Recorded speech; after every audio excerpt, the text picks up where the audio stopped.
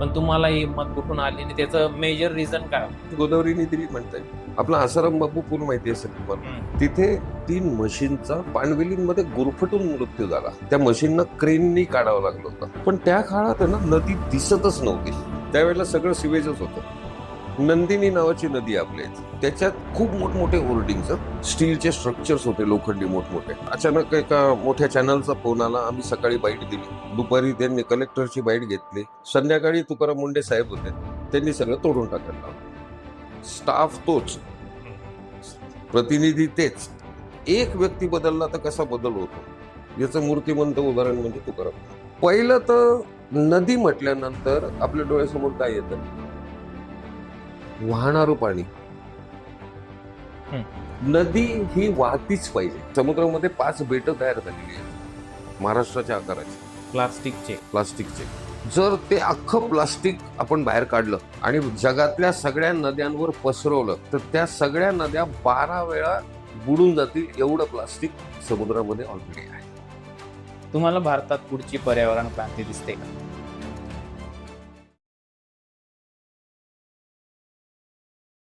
नमस्कार, पुन्हा एकदा तुमचं स्वागत आहे द सोशल लेन्स या पॉडकास्टवरती. ॲज यू नो की आपण प्रत्येक वेळेस एक नवीन टॉपिक, नवीन सब्जेक्ट म्हणू शकतो आपण, या पॉडकास्टवरती डिस्कस करत असतो आणि त्याचा उद्देश एवढंच असतं की तुम्हाला काहीतरी नवीन गोष्ट माहिती होईल आणि त्या माहितीच्या जोरावर तुम्ही काहीतरी नवीन संकल्प करू शकता आणि आपल्या जीवनात काहीतरी बदल घडवून आणू शकता. हेच आमचा मोटिव्ह आहे. तर आजचा पॉडकास्ट देखील अशाच एका विषयावर असणार आहे, म्हणजेच जे हरितकुंभ भरवण्यात येतं ते का गरजेचं आहे, गोदावरी मातेचं संवर्धन का गरजेचं आहे, प्लास्टिकचा यूज कमी का केला पाहिजे आणि त्याच्यामुळे काय गोष्टी बिघडत आहेत. जो अतिरिक्त यूज प्लास्टिकचा आज भारतात नाही तर संपूर्ण जगात होतो आहे आणि त्याच्यामुळे काय काय गोष्टी चुकीच्या घडताना दिसत आहेत आणि त्याचा भविष्यावर काय परिणाम होणार आहे, या सगळ्या गोष्टी देखील आपण आजच्या या पॉडकास्टमध्ये डिस्कस करणार आहोत. आणि या सगळ्या गोष्टी आपल्या बरोबर डिस्कस करण्यासाठी आणि तुम्हाला या गोष्टींबद्दल बेटर इन्फॉर्मेशन देण्यासाठी राजेश पंडित सर आपल्या बरोबर आज जोडले. नमस्कार सर, स्वागत आहे तुमचं द सोशल लेन्स या पॉडकास्ट वरती. नमस्कार. प्रथमतः सगळ्यात पहिला प्रश्न माझा असा असेल सर, जर तुम्हाला विचारलं की राजेश पंडित हे व्यक्ती एका वाक्यात सांगायचं झालं तर तुम्ही काय सांगाल? प्रयत्न करतोय तुटलेलं नातं निसर्गाचं लोकांचं परत जोडण्याचा. बस. आणि जर तुम्ही हजारो लोकांना पर्यावरणासाठी प्रेरणा देताय, पण लहानपणीचे राजेश पंडित सर कसे होते? म्हणजे जर सुरुवातीपासून आपण बघायचं धरलं की आता डायरेक्ट आपण प्लास्टिक किंवा गोदावरी मातेच्या संवर्धनावर न येता इनिशियली तुमची स्टोरी जाणून घ्यायला आवडेल की लहानपण तुमचं कसं गेलं, तुमचं ग्रॅज्युएशन किंवा एज्युकेशन कसं गेलं? सॉर्ट ऑफ वाल्याचा वाल्मिकी असं टाईप आहे. बेसिकली मी बी इलेक्ट्रॉनिक्स इंजिनियर आहे, बरोबर, एज्युकेशनने. आणि बऱ्याच गोष्टी होत गेल्या आयुष्यामध्ये. सर्व्हिस केली, मार्केटिंग इंजिनियर म्हणून काम केलं. पण नंतर मी समहाऊ मला असं वाटलं की या विषयांसाठी आपलं लाईफ नाही आहे. आणि आपण कधी कधी आहे ना, आपण चूज करायला जातो स्वतःला की मग मी हे करायला पाहिजे, ते करायला पाहिजे, पण तसं होत नसतं. तो कॉज तुम्हाला शोधत असतो आणि तो तुम्हाला कनेक्ट झाला की तुम्ही मग त्या साईडला निघून जाता. आयुष्याला कलाटणी मिळून जाते. तसं आयुष्यात आपण ठरवलं बा आपण आपलं सर्व्हिस करायची, हे करायचं, ते करायचं, पण नियतीच्या मनात वेगळं काहीतरी असेल आणि आम्ही इकडे पर्यावरणाकडे आणि याच्याकडे जोडल्या गेलो. आता जे आम्ही सध्या करतोय त्याचा आणि आमचा इंजिनिअरिंगचा अर्थार्थी काही संबंध नाही. असा कोणता क्षण होता जेव्हा तुम्हाला वाटलं की नाही, आता मी जरी मार्केटिंग इंजिनियर आहे किंवा या सगळ्या गोष्टी करतोय कॉर्पोरेटमध्ये, आयुष्य तर चांगलंच चालू असेल ऑब्व्हियसली, इंजिनियर म्हटल्यावर त्या काळात काहीतरी वेगळाच दर्जा असायचा, आणि हे सगळ्या गोष्टी बरोबर चालू असताना असा कुठला क्षण होता ज्या वेळेस तुम्हाला वाटलं की नाही, आता थोडस समाज प्रबोधनाकडे जे आता आपण करतो त्याच्याकडे वळलं पाहिजे, अशी कुठली गोष्ट तुम्हाला आढळली किंवा ती गोष्ट तुमच्या मनाला लागली की तिथून तुम्ही या सगळ्या गोष्टींना सुरुवात केली किंवा तुमच्या आयुष्याला एकंदरीत कलाटणी भेटली? ऍक्च्युली ना, आम्ही पहिल्यांदा अट्रॅक्ट झालो ते म्हणजे हायवेच्या ज्या वेळेला 1 लाखाच्या घरात वृक्ष तोडली जाणार होती, भिवंडी पासनं MP बॉर्डर पर्यंत, म्हणजे ज्यावेळेला बॉम्बे आग्रा हायवे बनत होता. आणि ते अगदी सहनच होत नव्हतं. मोठमोठी वडाची झाडं होती सगळी आणि तो सगळी खटाखट तुटताना डोळ्यासमोर दिसत होती. त्यावेळेला आम्ही या विषयाकडे अट्रॅक्ट झालो बेसिकली पर्यावरणाकडे. ते आंदोलन खूप टोकाचं झालं होतं. त्याच्यानंतर मग त्याच्यात पण आम्ही हायकोर्ट वगैरेला गेलो होतो. पण नंतर एक घटना अशी घडली की आपला आसाराम बापू पूल माहिती असेल तुम्हाला. तिथे पाणवेलींमध्ये अडकून 3 म्हशींचा पाणवेलींमध्ये गुरफटून मृत्यू झाला. त्या मशीननं क्रेननी काढावं लागलं होतं. तर ते सगळ्या पेपरला फ्रंट पेज न्यूज होत्या वगैरे. पण त्या काळात आहे ना नदी दिसतच नव्हती. म्हणजे आता आपण गटारी शोधतोय, इथून गटर जाते तिथून गटर. त्यावेळेला सगळं सिवेजच होतं. म्हणजे नदीच गटार झाली. नव्हतीच. म्हणजे अगदी रामकुंडावर फेस होता. जसा फोम आपण खालच्या साईडला बघतो तसा फेस रामकुंडावर होता. आणि सगळे आम्ही नंतर मग त्या विषयाकडे अट्रॅक्ट झालो. पण त्यावेळेला आम्ही थोडेसे अग्रेसिव्ह मोडमध्ये होतो. म्हणजे आंदोलन वगैरे नाही का, जहाल महत्वाची. जेल मध्ये याला जेलमध्ये टाका, त्याला जेलमध्ये टाका. मग एक छोटं छोटं आंदोलन झाली. पहिला लाक्षणिक आंदोलन झालं, मग साखळी उपोषण झालं. तर त्यावेळेला आम्हाला कमिट केलं होतं की 1 महिन्यात आम्ही तुम्हाला ऍक्शन प्लॅन देऊ. आम्हाला कळत होता हा विषय खूप मोठा आहे. पण त्याच्यात आम्ही त्यांना सांगितलं की नाही, आम्हाला 15 दिवस द्या म्हणे. आम्ही म्हटलं 30 दिवस घ्या. 30 दिवसात आम्हाला ऍक्शन प्लॅन पाहिजे. इतक्या वर्षात इतकं होईल नाही का, सगळे सिवेज बंद होईल वगैरे. तर ते काही देऊ शकले नाही. मग त्याच वेळेला त्यांना सांगितलं तर तुमच्या आयुक्तांना जेलमध्ये म्हणजे फौजदारी क्रिमिनल केस आम्ही दाखल करू. ती आजही पेंडिंग आहे माझी नाशिक कोर्टामध्ये. म्हणजे ती जे म्हणताय 2012 मध्ये 2012च्या थोडं अगोदर. अगोदर. ओके. हा. तर ती IPC 431 म्हणजे मिस्चिफ विथ रिव्हर. इंटेन्शनली तुम्ही जाणून बुजून, तुम्हाला माहिती आहे खाली लोक पाणी पिणार आहे तीर्थ म्हणून, तर तुम्ही चोपडा लॉनच्या इथे त्यावेळेला सिवेज डायरेक्टली नदीत पाईप मधनं सोडत होते. That was intentional mischief, knowingly that people are going to drink the water downstream. आणि रामकुंड म्हटलं तर एकदम पवित्र स्थान. पवित्र स्थान. तर त्या अँगलनी एक केस माझी आजही पेंडिंग आहे. त्याचा अजून निकाल नाही लागला. नाही, निकाल नाही लागला कारण त्याच्यानंतर दुसरा घटनाक्रम झाला. मग ते चालू असताना आम्ही सगळ्या पक्षाच्या सगळ्या राष्ट्रीय अध्यक्षांना पत्र लिहिणे असेल, तत्कालीन मुख्यमंत्री पृथ्वीराज चव्हाणांना भेटणं असेल, सगळ्यांना भेटीगाठी घेतल्या. अगदी अण्णा हजारे असतील, या सगळ्या लोकांना भेटलो. परंतु रिझल्ट काही येत नव्हता. In between doctor Rajendra Singh जे वॉटरमॅन ऑफ इंडिया आहेत, ते नाशिकला त्यांचं येणं झालं आणि त्यांनी आम्हाला दिशा दिली की तुम्ही हायकोर्टात जायला पाहिजे, है ना. So we approach the high court. आणि मग ती एक वेगळी स्टोरी क्रिएट व्हायला लागली. हायकोर्टने त्याचा कॉग्निझन्स घेतला आणि मग एक एक एक एक एक एक डेव्हलपमेंट होत गेल्या. गोष्टीला अजून वेगवेगळ्या रूप आहेत. हा, म्हणजे हायकोर्टने ती स्वतःचीच म्हणजे खूपच सिरियस कॉग्निझन्स घेतला त्याचा. आणि ती केस मग जसं काही त्यांचीच केस होती. आपल्या माध्यमातून ती गोष्ट. म्हणजे आम्ही 3 जण जे होतो, 3 याचिकाकर्ते होतो, मी, निशिकांत पगारे आणि जगबीर सिंग. तर आम्ही म्हणजे जसं काही महात्मा गांधीचे 3 माकडं, आम्हाला काही कळत नाही, आम्हाला आमची नदी चांगली पाहिजे, बाकी काय विषय तो. मग त्यावेळेला कोर्टाने नीरी नावाची संस्था अपॉइंट केली. कोणती? NEERI national environmental engineering research institute. ही केंद्र शासनाची रिसर्च इन्स्टिट्यूट आहे. आणि तिचं काम काय होतं? तिचं काम होतं पूर्ण स्टडी करायचा गोदावरीचा आणि त्याच्यात त्यांनी मार्ग द्यायचे, रेकमेंडेशन द्यायच्या, काय करायला पाहिजे म्हणजे नदी चांगली होईल. तर मग त्यावेळेला कोर्टाने त्यांना NMC ला सांगून 80 लाख रुपये दिले नीरीला ऍज अ संस्थेला, त्या संस्थेला. But it was court appointed to assist the court. NEERI assisted the court की असं कोर्टाने काय हे केलं की आम्हाला लिगल कळतं, आम्हाला टेक्निकॅलिटीज नाही कळत. तर टेक्निकल गायडन्ससाठी नीरीला अपॉइंट केलं होतं. ओके. मग नीरीने रेकमेंडेशन दिले. तर कोर्टाने सिंगल लाईन सांगितलं, यांनी जे सांगितलंय ते करा. Okay. That was court order. Okay. तर मग ती कोर्टाची केस चालू झाल्यानंतर आमचा मग राजेंद्र सिंग पण आले. तर मग आमचा थोडासा आक्रमकता कमी झाली की मग शेवटी सिस्टम कडनंच काम करून घ्यायचं. बरोबर. म्हणजे भांडणं करून जेलमध्ये घालून आमचा पर्पज सॉल्व्ह होणार होता का? तर नव्हता. आमचा पर्पज हा होता की गोदावरी चांगली व्हायला पाहिजे. बरोबर. वैयक्तिक तर कोणाशी भांडण नव्हतं. मग ती दिशा थोडीशी बदलली आणि आत्ताची जी पोझिशन म्हणजे कोर्टाने जे बेसिक सांगितलं ना, कोर्टाने केसचे 2 भाग केले. ओके. कोर्टाचं म्हणणं असं होतं की on one hand the state has failed in protecting the river, म्हणजे शासन प्रशासन अपयशी ठरलं. Hmm. And on the other hand the citizens have failed in performing their fundamental duties. बरोबर. ओके. हा, तो पण एक म्हणजे मेजर एक मेजर पार्ट त्यांनी सिटीजन्स वरती पण टाकला आणि मेजर पार्ट एक शासनावर पण टाक. मग कोर्टाने काय केलं की टेक्निकली काय करायचंय तर नीरी जे सांगेल ते करायचंय. ओके. लोकांनी काय करायचंय तर आम्हाला म्हणजे सगळ्यांना सांगितलं की तुम्ही मोठ्या प्रमाणावरती अवेअरनेस कॅम्पेन्स चालू करा, त्याच्यात सेलिब्रिटीज घ्या, सगळं घ्या, सगळे जे काही स्कूल्स, करताय. कॉलेजेस, एनजीओ, सगळे all sections of the society coming together आणि अवेअरनेस करा. तर मग त्या पद्धतीने आता सरकारच्या बरोबर पण काम आणि विरोधात पण काम, असं ती एक तेव्हापासून लाईन सेट झाली. हम्म.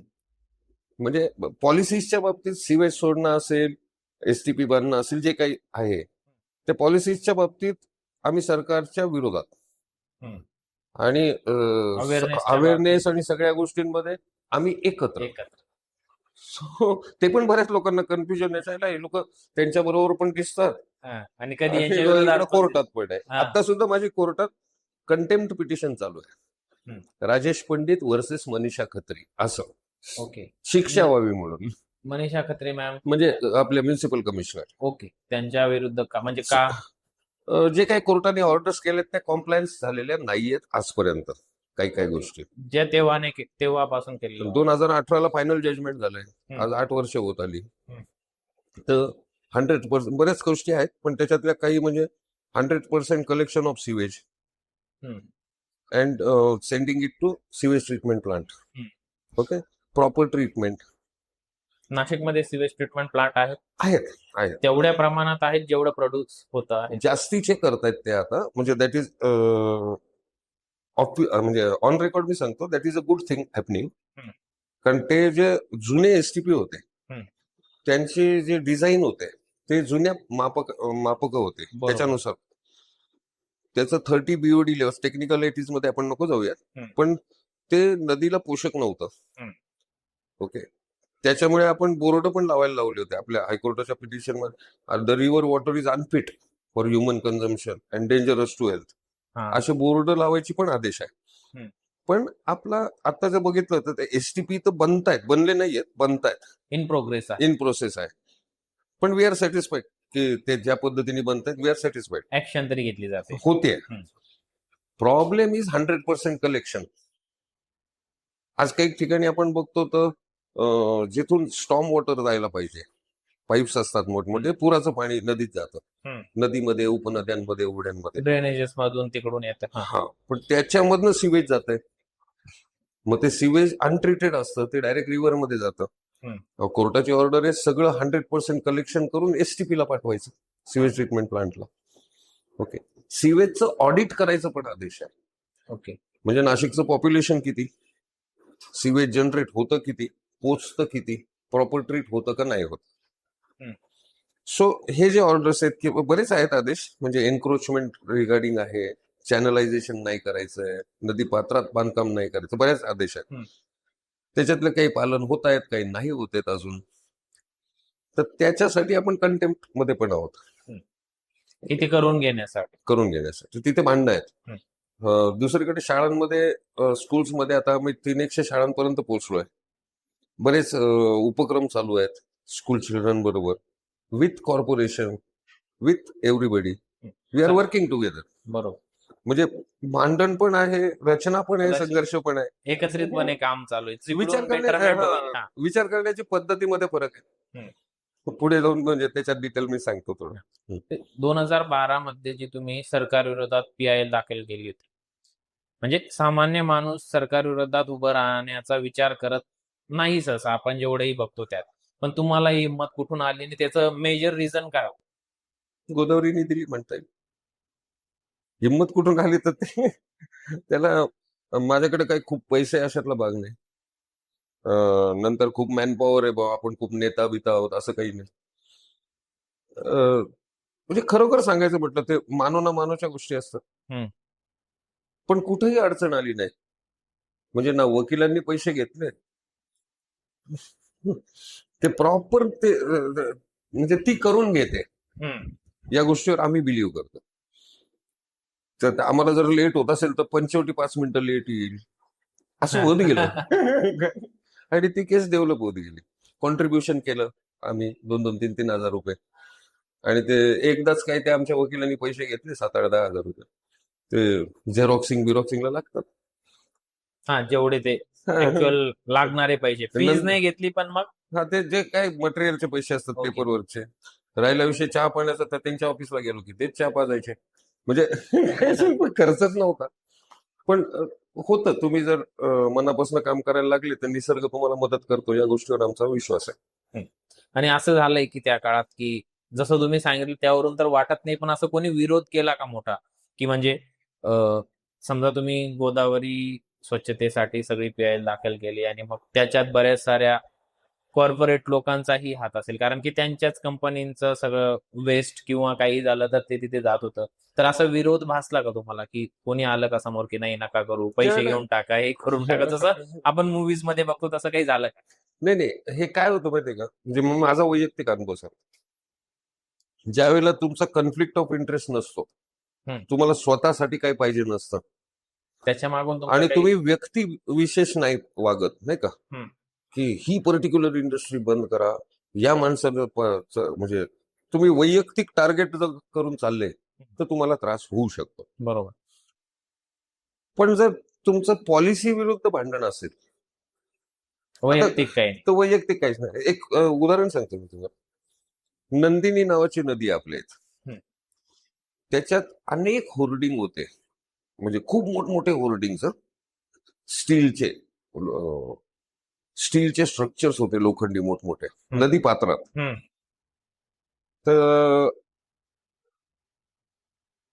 एक दिवस अचानक एका मोठ्या चॅनलचा फोन आला. आम्ही सकाळी बाईट दिली, दुपारी त्यांनी कलेक्टरची बाईट घेतली, त्याच्यानंतर तुमच्या इरिगेशन डिपार्टमेंटची बाईट घेतली, संध्याकाळी तुकाराम मुंडे साहेब होते, त्यांनी सगळं तोडून टाकायला लावलं. ओके. मग गोदावरी, नंदिनी, ज्या काही नद्यांमध्ये जे काही मोठमोठे होर्डिंग्स होते ते वन डे सगळे तोडून टाकले. आता त्याच्यात काही मित्रांचे पण होते, पण माझं काही या मित्राचं याचं होर्डिंग काढा आणि त्याचं राहू द्या असं भांडणच नव्हतं. होर्डिंग काढा, नदी पात्रात नाही पाहिजे, बस. तो प्रवाहाला अडथळा होतो. ओके. मग ते काढून टाकले. दुसऱ्या दिवशी मुंडे साहेबांना भेटलो, सर ते काढले आपण, पण माझा प्रॉब्लेम त्या होर्डिंगचा नव्हता, माझा प्रॉब्लेम तर खालती जे कॉन्क्रीट टाकलं होतं ना आपण नदीत, त्याचा होता. त्याच फाउंडेशनचा प्रॉब्लेम आहे. मग फाउंडेशन पण काढून टाकले. पण वैयक्तिक असं कोणाशी भांडण नाही ना. मग ते मित्र नंतर भेटतात की अरे राजा तू असं का म्हटलं, अरे तुझं पण होतं का? त्याच्यामुळे मला माहितीच नाही. बरं, आपण असं पर्टिक्युलर विषयात नाही ना की फक्त घाटांच्या विरुद्ध आंदोलन करतोय. म्हणजे एका राजकीय पक्षाचा एखादा अजेंडा असेल, या पर्टिक्युलर गोदा पार्क राज ठाकरेंचा, काय त्याला विरोध करणारा पॉलिटिकल वेगळा विषय, पण आपला सरसकट विषय ना. गंगापूर डॅमच्या इथलं ते बांधकाम असो, नाही तर घाट असो, नाही तर तुमचा गोदा पार्क असो, आम्हाला काहीच घेणं देणं नाही. गोदावरीला अडतंय ते आमचा विषय. सरळ सरळ गोदावरीचा शत्रू आपला शत्रू, गोदावरीचा मित्र आपला मित्र. बरोबर. आणि व्हॉट एव्हर आमचं काय म्हणणं, कोर्टाने हे सांगितलंय भाऊ करा, मग ते कोणाचं आहे त्याच्या, पण त्याच्यामुळे धमक्या येणे, लालच देणे, नाही का, हा प्रकार घडला. ते येतच नाही आपल्याकडे कोणी. ते धमकीलाही येत नाही आणि लालचही द्यायला नाही, येणे म्हणतात ना. येणे आहे. आता तुम्ही बोलता बोलता मुंडे साहेबांचं नाव घेतलं, तुकाराम मुंडे साहेबांचं. आता करंटली महाराष्ट्रात त्यांचं खूप जास्त नाव घेतलं जाते. आता मी बघितलं वारी निघालेली आहे, वारीत देखील त्यांचे लोक पोस्टर घेऊन चालताय की त्यांनी महाराष्ट्र सुधारवण्याचा जणू काही विडाच उचललाय. बरोबर. असं म्हणजे ते ज्या क्षेत्रात आता त्यांना जे काम भेटलं आहे महाराष्ट्र शासनाकडून किंवा इंडियन गव्हर्नमेंटकडनं, की ते फूड सेफ्टी अधिकारी आहे. सो त्याच्यात ते खूप जास्त चांगलं काम करताना जवळपास मी माझ्या आज सकाळच्या पाहिलेल्या बातमीनुसार दिवसाला 200 कोटी रुपयाचं दूध महाराष्ट्राला कमी पडते, फक्त महाराष्ट्राला. दिवसाला 200 कोटी म्हणजे ते महिन्याचं झालं काहीतरी 200-250 कोटी. काही कमी जास्त माझं गणित चुकलं असेल, पण मग एवढं दूध अचानक कुठून गायब झालं असा प्रश्न उठतोय.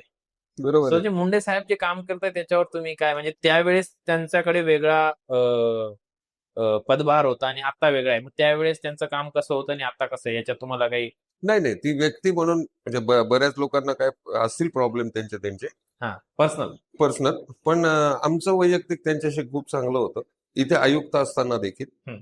त्यांनी फार मेजर डिसिजन्स आयुक्त असताना सुद्धा घेतले गोदावरीच्या पॉइंट ऑफ व्ह्यूने.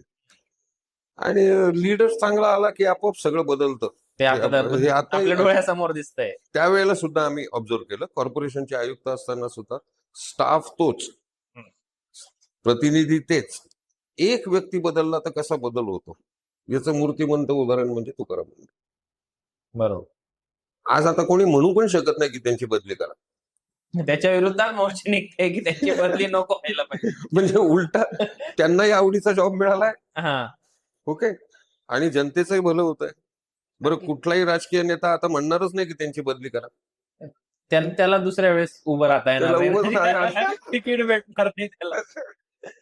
म्हणजे एकंदरीत जनतेला, म्हणजे ज्यांच्यातील डोळे उघडणे झाले त्यांच्या माध्यमातून का होईना, की आतापर्यंत जे समाज प्रबोधन होत होतं किंवा बरेच सारे डॉक्टर्स, हेल्थ रिलेटेड जे काही इन्स्ट्रक्टर आहेत ते सांगत होते की बाहेरचं जास्त खाऊ नका, हो. की चांगलं हायजीन प्रोव्हाइड नाही होत. तुम्ही कितीही चांगल्या नावाजलेल्या हॉटेलमध्ये जा तरी देखील ते त्यांच्यामध्ये हायजिनिक नाहीच राहत. जसं आता इराणी कॅफे बंद केला हो पुण्याचा एक, हो हो म्हणजे एकदम मोठं नाव, म्हणजे आम्ही जाऊन खाल्लंय तिथे जाऊन बनमस्का चहा वॉटेवर जे, बट तिथे ती देखील एक मोठी संस्था आहे, त्यांची एक फ्रँचायझी, ते देखील जर नाही करू शकत तर मग बाकीचे हातगाडी आणि त्यांच्याकडनं तुम्ही कायच अपेक्षा करताय?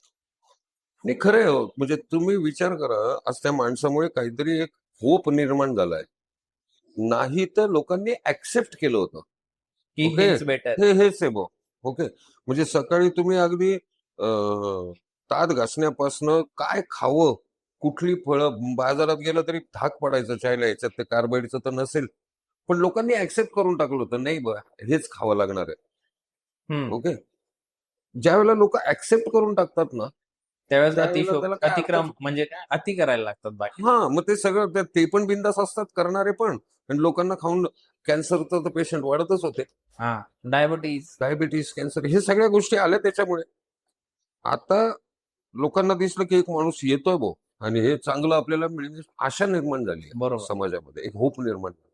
आज मला आंबे घेताना भीती नाही वाटत की आता कार्बाईड नसेल भाऊ.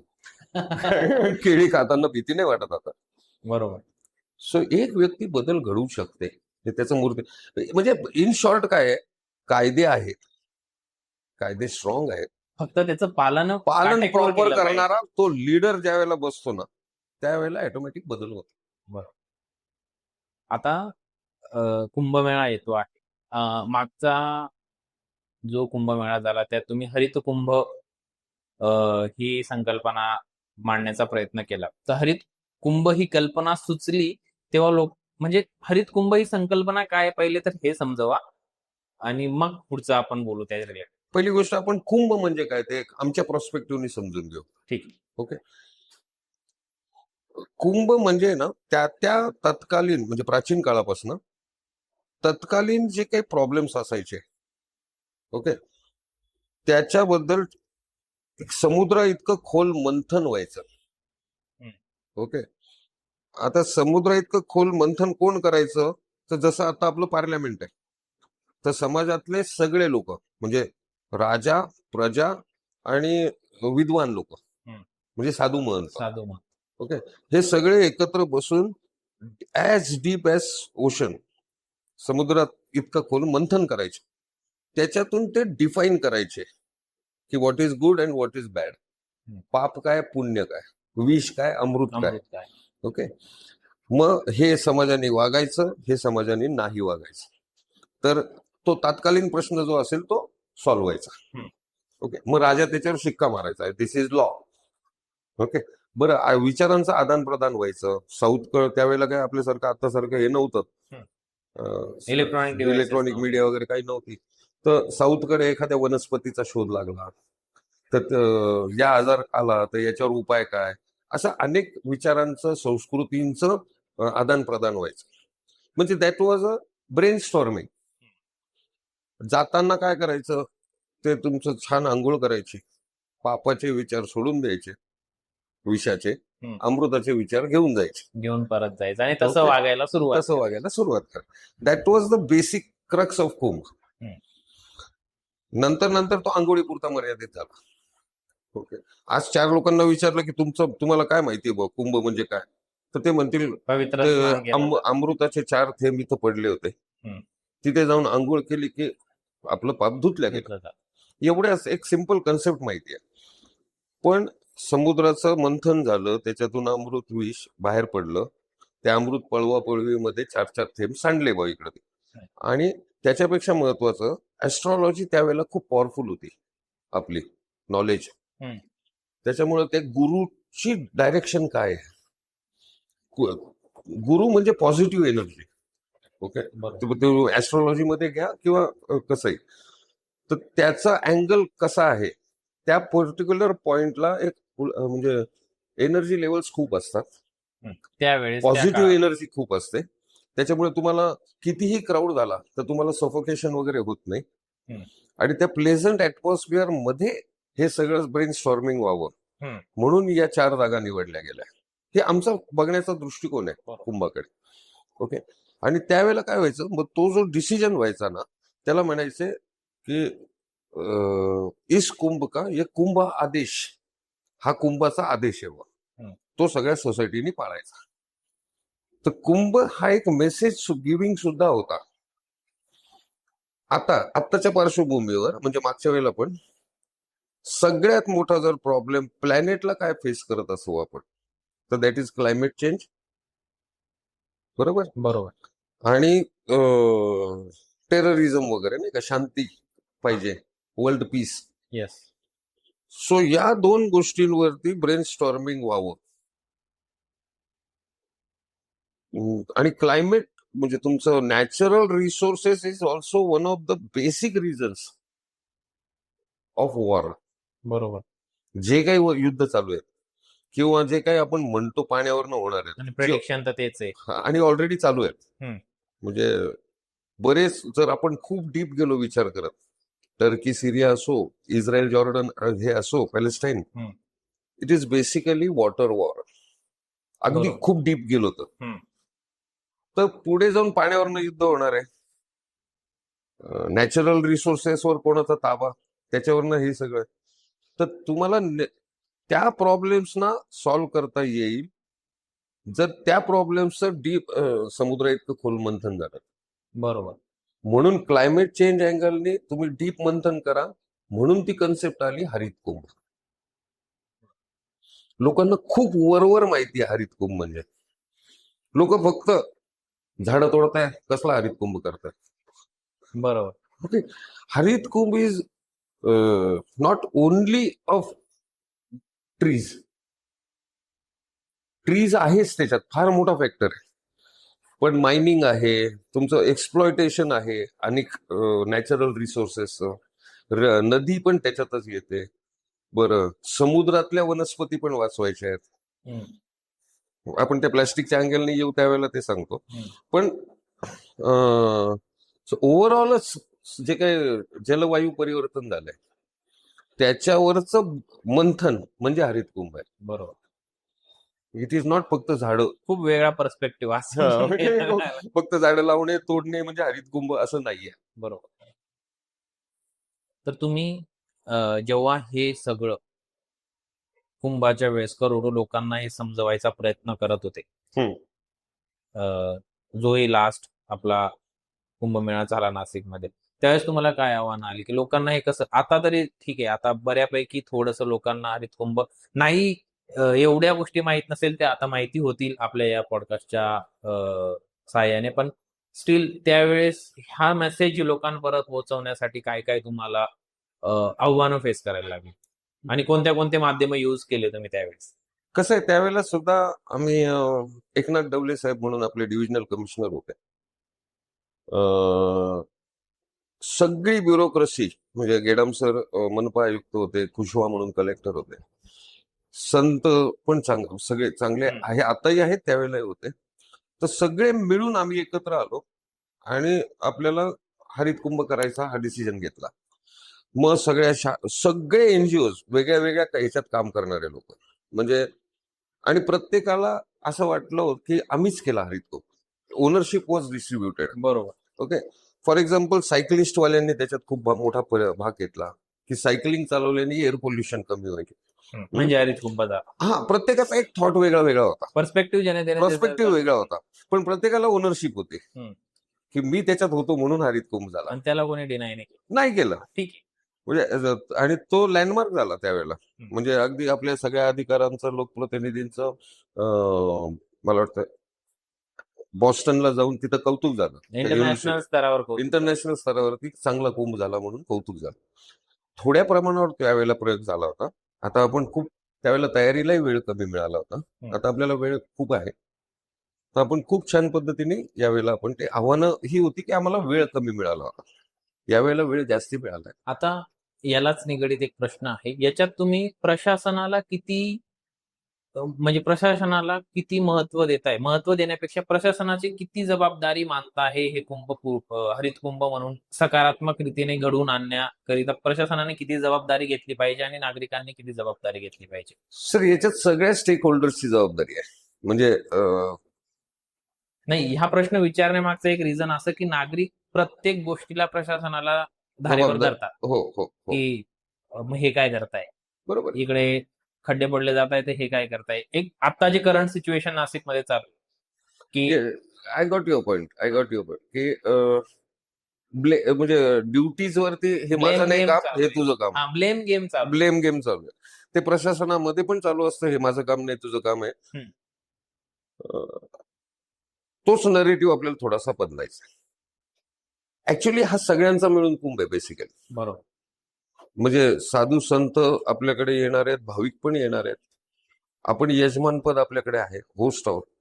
सो आपल्याला एकमेकाच्या दोष करत बसलो तर आपण गोल अचीव नाही करू शकत. ओके. एक सायकोलॉजी ही, मी टॅक्स भरतो, माझं काम नाही, तू नोकर आहे. ओके. प्रॉब्लेम हा आहे की हरित कुंभामध्ये आपल्याला कुंभमेळ्यामध्ये ना सगळ्यांना एकत्र येऊन ज्याच्या त्याच्या ड्युटीज, ज्याचा त्याचा रोल करावा लागणार. शासन प्रशासन मिळून आपण मागे आता मगाशी मी बोललो राजा, प्रजा आणि विद्वान. बरोबर. ओके. तर राजा म्हणजे त्या काळी एक सिंगल होता, आता हे शासन आणि प्रशासन मिळून राजा आहे. बरोबर. ओके. प्रजा आहे आणि विद्वान लोक आहेत. आता राजा ह्या शासन आणि प्रशासनाचा रोल काय आहे? सगळं इन्फ्रास्ट्रक्चर वगैरे अवेलेबल करून देणे. ओके. टेक्निकल गोष्टी काही असतील त्यावेळेला, हा, म्हणजे जे काही लागतील, रेल्वेज असतील, एअरपोर्ट असेल, रस्ते असतील, सगळं हे त्यांचं जबाबदारी. तिथे थोडासा प्रायोरिटीचा आपला खटका आहे अजूनही. आपलं म्हणणं काय आहे की भाई, गोदावरीमुळे नाशिक आहे, गोदावरीमुळे कुंभ आहे. बरोबर. बेस काय म्हणजे आमचा चिन्मय उदगीरकर तर म्हणतो तो एक मूवी आहे समजा कुंभ, तर त्याची main lead heroine is Godavari. बरोबर. ओके. सगळेजण जे येणार आहे रस्त्यानी, एरोप्लेननी, विमानांनी, कसेही येतील, पण ते गोदावरीसाठी ते तिच्यासाठी येणार आहे, तिच्यात डुबकी मारणार. बरोबर. त्याच्यामुळे ती नीट पाहिजे. सगळ्यात महत्वाची priority number 1 should be Godavari. होतंय काय, टेम्पररी कामं होत आहेत. म्हणजे गोदावरीमध्ये सिवेज नाही जायला पाहिजे, पण ते गोदावरीला फक्त स्ट्रेट गोदावरी पकडतात. ऍक्च्युअली ती एक इकोसिस्टीम आहे. म्हणजे गोदावरी कॅचमेंट विचार करायला पाहिजे. ऑल ट्रिब्युटरीज अटॅचमेंट त्या सगळे मिळून गोदावरी बनवतात ना. आपण फक्त हार्टची नस नीट करून नाही चालणार ना, सगळ्या नसा नीट कराव्या लागतील तर शरीर तुमचं व्यवस्थित. तर ते थोडंसं प्रायोरिटीचा आहे विषय. पण शासन प्रशासन पण आपल्या बरोबर आहे, नाही असं नाही, आहे. आणि आता 200 शाळांमध्ये आम्ही पोहोचलोय, अजून 300 शाळा बाकी आहेत. ह्याच्यात एनर्जी लेवल्स आहेत ना, बच्चा कंपनीमध्ये खूप आहे लहान मुलांमध्ये. ते घरात बरोबर चेंज करणार आहे, तो सिव्हिक सेन्स ते बदलणार आहे. ज्यावेळेला ते घर तयार होतं ना, त्यावेळेला मॉरल पोलिसिंग वाढणार आहे. खड्डा आहे ही कंप्लेंट करणे आणि खड्डा आहे ही इन्फॉर्मेशन देणे, या 2 अँगल मध्ये फरक आहे. बरोबर. कॉर्पोरेशनचे एक लिमिटेड स्टाफ आहे, काय असेल 4,000 5,000. एरिया खूप मोठा आहे. आता कचरा असेल, खड्डा असेल, गटार जात असेल, कुठल्याही गोष्ट असेल, तर फर्स्ट इज इन्फॉर्मेशन. तुम्ही कळवलं असं असं इथे खड्डा पडलाय, त्यांनी ऍड्रेस नाही केलं तर it becomes a complaint. Right. त्यांनी जर ऍड्रेस केलं तर it is information and it is म्हणजे आपल्या नागरिकांची ड्युटी आहे का एखादी गोष्ट चुकीची होत असेल तर ती कळवणे, करून द्या. हा, ती सुद्धा ड्युटी आहे. आपण काय विचार करतो, त्यांना अक्कल नाही का त्यांना दिसत इथं खड्डा नाही. पडला? अरे पहिला तू सांग इथं खड्डा आहे, हे चुकतंय. नाही ऐकलं तर कंप्लेंट मध्ये. बरोबर.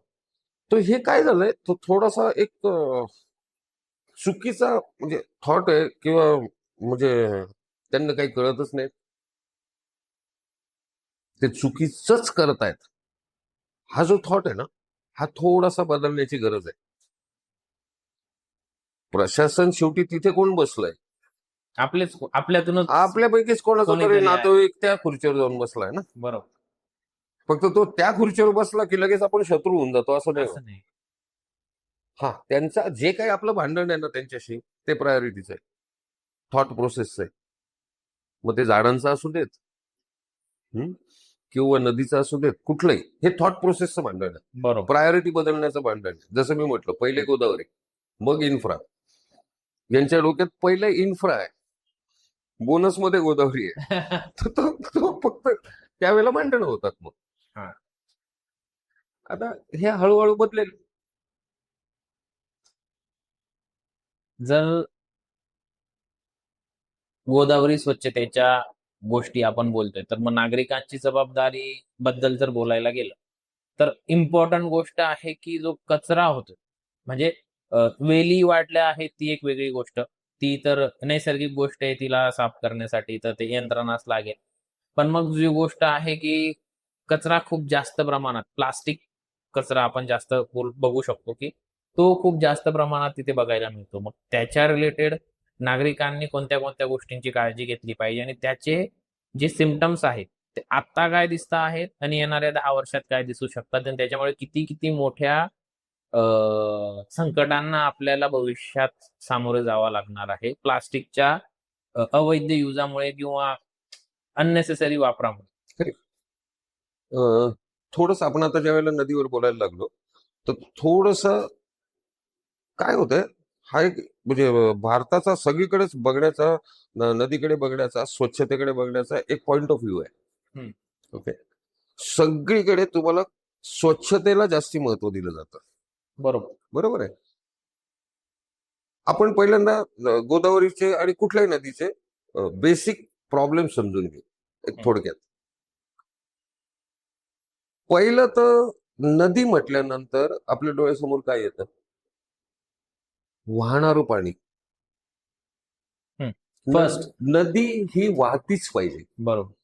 फ्लो हा तिचा नॅचरल कॅरेक्टरिस्टिक आहे. करेक्ट. आता काय झालंय, आपण ग्राउंड वॉटर खूप मोठ्या प्रमाणावर उपसतोय, भूजल संपलेलं आहे. म्हणजे याचं उत्तम उदाहरण तुम्हाला सांगायचं म्हटलं तर मागच्या वर्षी 6 महिने पाऊस पडला आणि आपल्याला फेब्रुवारी मार्च मध्ये टँकर चालू झाले. बरोबर. पाऊस देव तर भरपूर देतोय. 6 महिने काही कमी तुम्ही नाही. ते रील पण बघितले असतील, अरे थांब रे बाबा वगैरे, हा. है ना. म्हणजे देव भरपूर फुकट पाणी देतो, आपल्याला ते जिरवता येत नाही. त्याच्यामुळे आपल्याला टँकरची व्यवस्था करावी.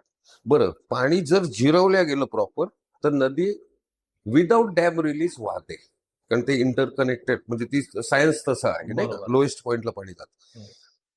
तर भूजलावर काम करणं आहे पहिले नदी वाहती करणं याच्यावर काम आहे. ती व्हायला लागल्यानंतर मग तिच्यात होणाऱ्या प्रदूषणांचा विषय. एक पहिलं प्रदूषण येतं मलजल, जे आपण सिवेज वगैरे नाही का, सांडपाणी, ते प्रशासनच करू शकते, ते माणूस नाही करू शकत, म्हणजे जनता नाही करू शकत. दुसरं प्रदूषण येतं केमिकल, इंडस्ट्रीज, फॅक्टरीचं, ते सुद्धा सरकारच करू शकतं. ते आपण किती ठरवलं तर जनता नाही करू शकत. तिसरं जे येतं ना, घन कचऱ्याचं, सॉलिड वेस्ट, त्याच्याबद्दल आधी आपण बोललो होतो. हम्म. तर सॉलिड वेस्ट मध्ये सुद्धा आहे ना, सर्वात मेजर फॅक्टर जो आहे तो प्लास्टिकचा आहे. बिकॉज तो डिझॉल्व्ह नाही होत किंवा मग तो हा, अं, आपण काय करतो, निर्माल्य नदीत टाकू नका. हम्म. हम्म? एक गोष्ट म्हणजे आता पॉप्युलेशन वाढल्यामुळे वेगळा विषय आहे, पण एक गोष्ट क्लिअर सांगतो मी तुम्हाला, निसर्ग निसर्गाला त्रास देत नाही. बरोबर. म्हणजे निर्माल्य असो, नारळ असो, हे नदी सोडल्याने नदी जर वाहती असेल, फ्लो असेल, तर ते आपली जी संस्कृती होती ना, ऍक्च्युली ती सगळी नदीला रिस्पेक्ट करण्याची होती. हम्म. म्हणजे ज्यावेळेला तुम्ही नारळ सोडायचे ना, तर ते कुठेतरी जाऊन खाली त्याचं एखादं झाड झाड लागेल. व्हायचं. हे सायन्सशीच कनेक्टेड आहे आपलं अख्खं कल्चर. ओके. पण ज्यावेळेला तुम्ही ते निर्माल्य प्लास्टिकच्या पिशवीत टाकून त्याला गाठ मारून नदीत टाकणार आहे, तर इट बिकम सॉलिड वेस्ट. आता नारळाबरोबर बऱ्याच साऱ्या एक्स्ट्रा गोष्टी हो. पण जात आहेत. आणि फ्लो पण नाही, हम्म. नदी वाहती पण नाही. आपल्या नद्या कधी वाहतात, फक्त धरणातलं पाणी सोडलं की वाहतात. बस त्याच्याशिवाय किंवा पाऊस खूप पडला दर तर ते वाहतात. तर ह्याच्यामुळे जे घनकचरा व्यवस्थापन किंवा स्वच्छता हा जो विषय आहे, हा स्वच्छता विषय हा डायरेक्टली कनेक्टेड टू समाजाची मानसिकताशी आहे. ओके. माझं घर स्वच्छ पाहिजे, शेजारच्या घरासमोर टाकलं तर काय फरक पडत नाही. ओपन प्लॉट दिस बघायचा, त्याच्यात लोक टाकतात. ही मानसिकता आहे. बरं, नदी कोणी बोलत नाही, त्याच्यामुळे नदीत टाका. हम्म. बरं, ते खाली वाहून जाईल, माझ्या घरात ते येणार नाही, मी तर सेफ आहे. ही थॉट प्रोसेस आहे बेसिकली. बरं, ती काय फक्त कायद्याने दंड करून वगैरे वगैरे सॉल्व्ह होणारा विषय नाहीये. त्याच्याने डिटरंट होऊ शकतो, हम्म. पण परमनंट सोल्युशन नाही. आणि आता आपण मुद्दा घेतला तो प्लास्टिक विषय. प्लास्टिक हा असा, आता आपण यांनी ब्ल्यू लाईन मध्ये बांधलं, नंतर यांनी एन्क्रोचमेंट केलं, ते तोडा वगैरे आपण करतो नदीपात्रात. हम्म. मी होर्डिंगचं उदाहरण सांगेन. पण प्लॅनेट, पूर्ण पृथ्वीवर सर्वात जास्त अतिक्रमण जर आजच्या तारखेला असेल तर ते प्लास्टिकचं आहे. ते कसं? आपण काय करतो, आपण प्लास्टिक टाकतो, रॅपर असेल, काय कुरकुरेचं असेल, नाही का, खातो, टाकून देतो.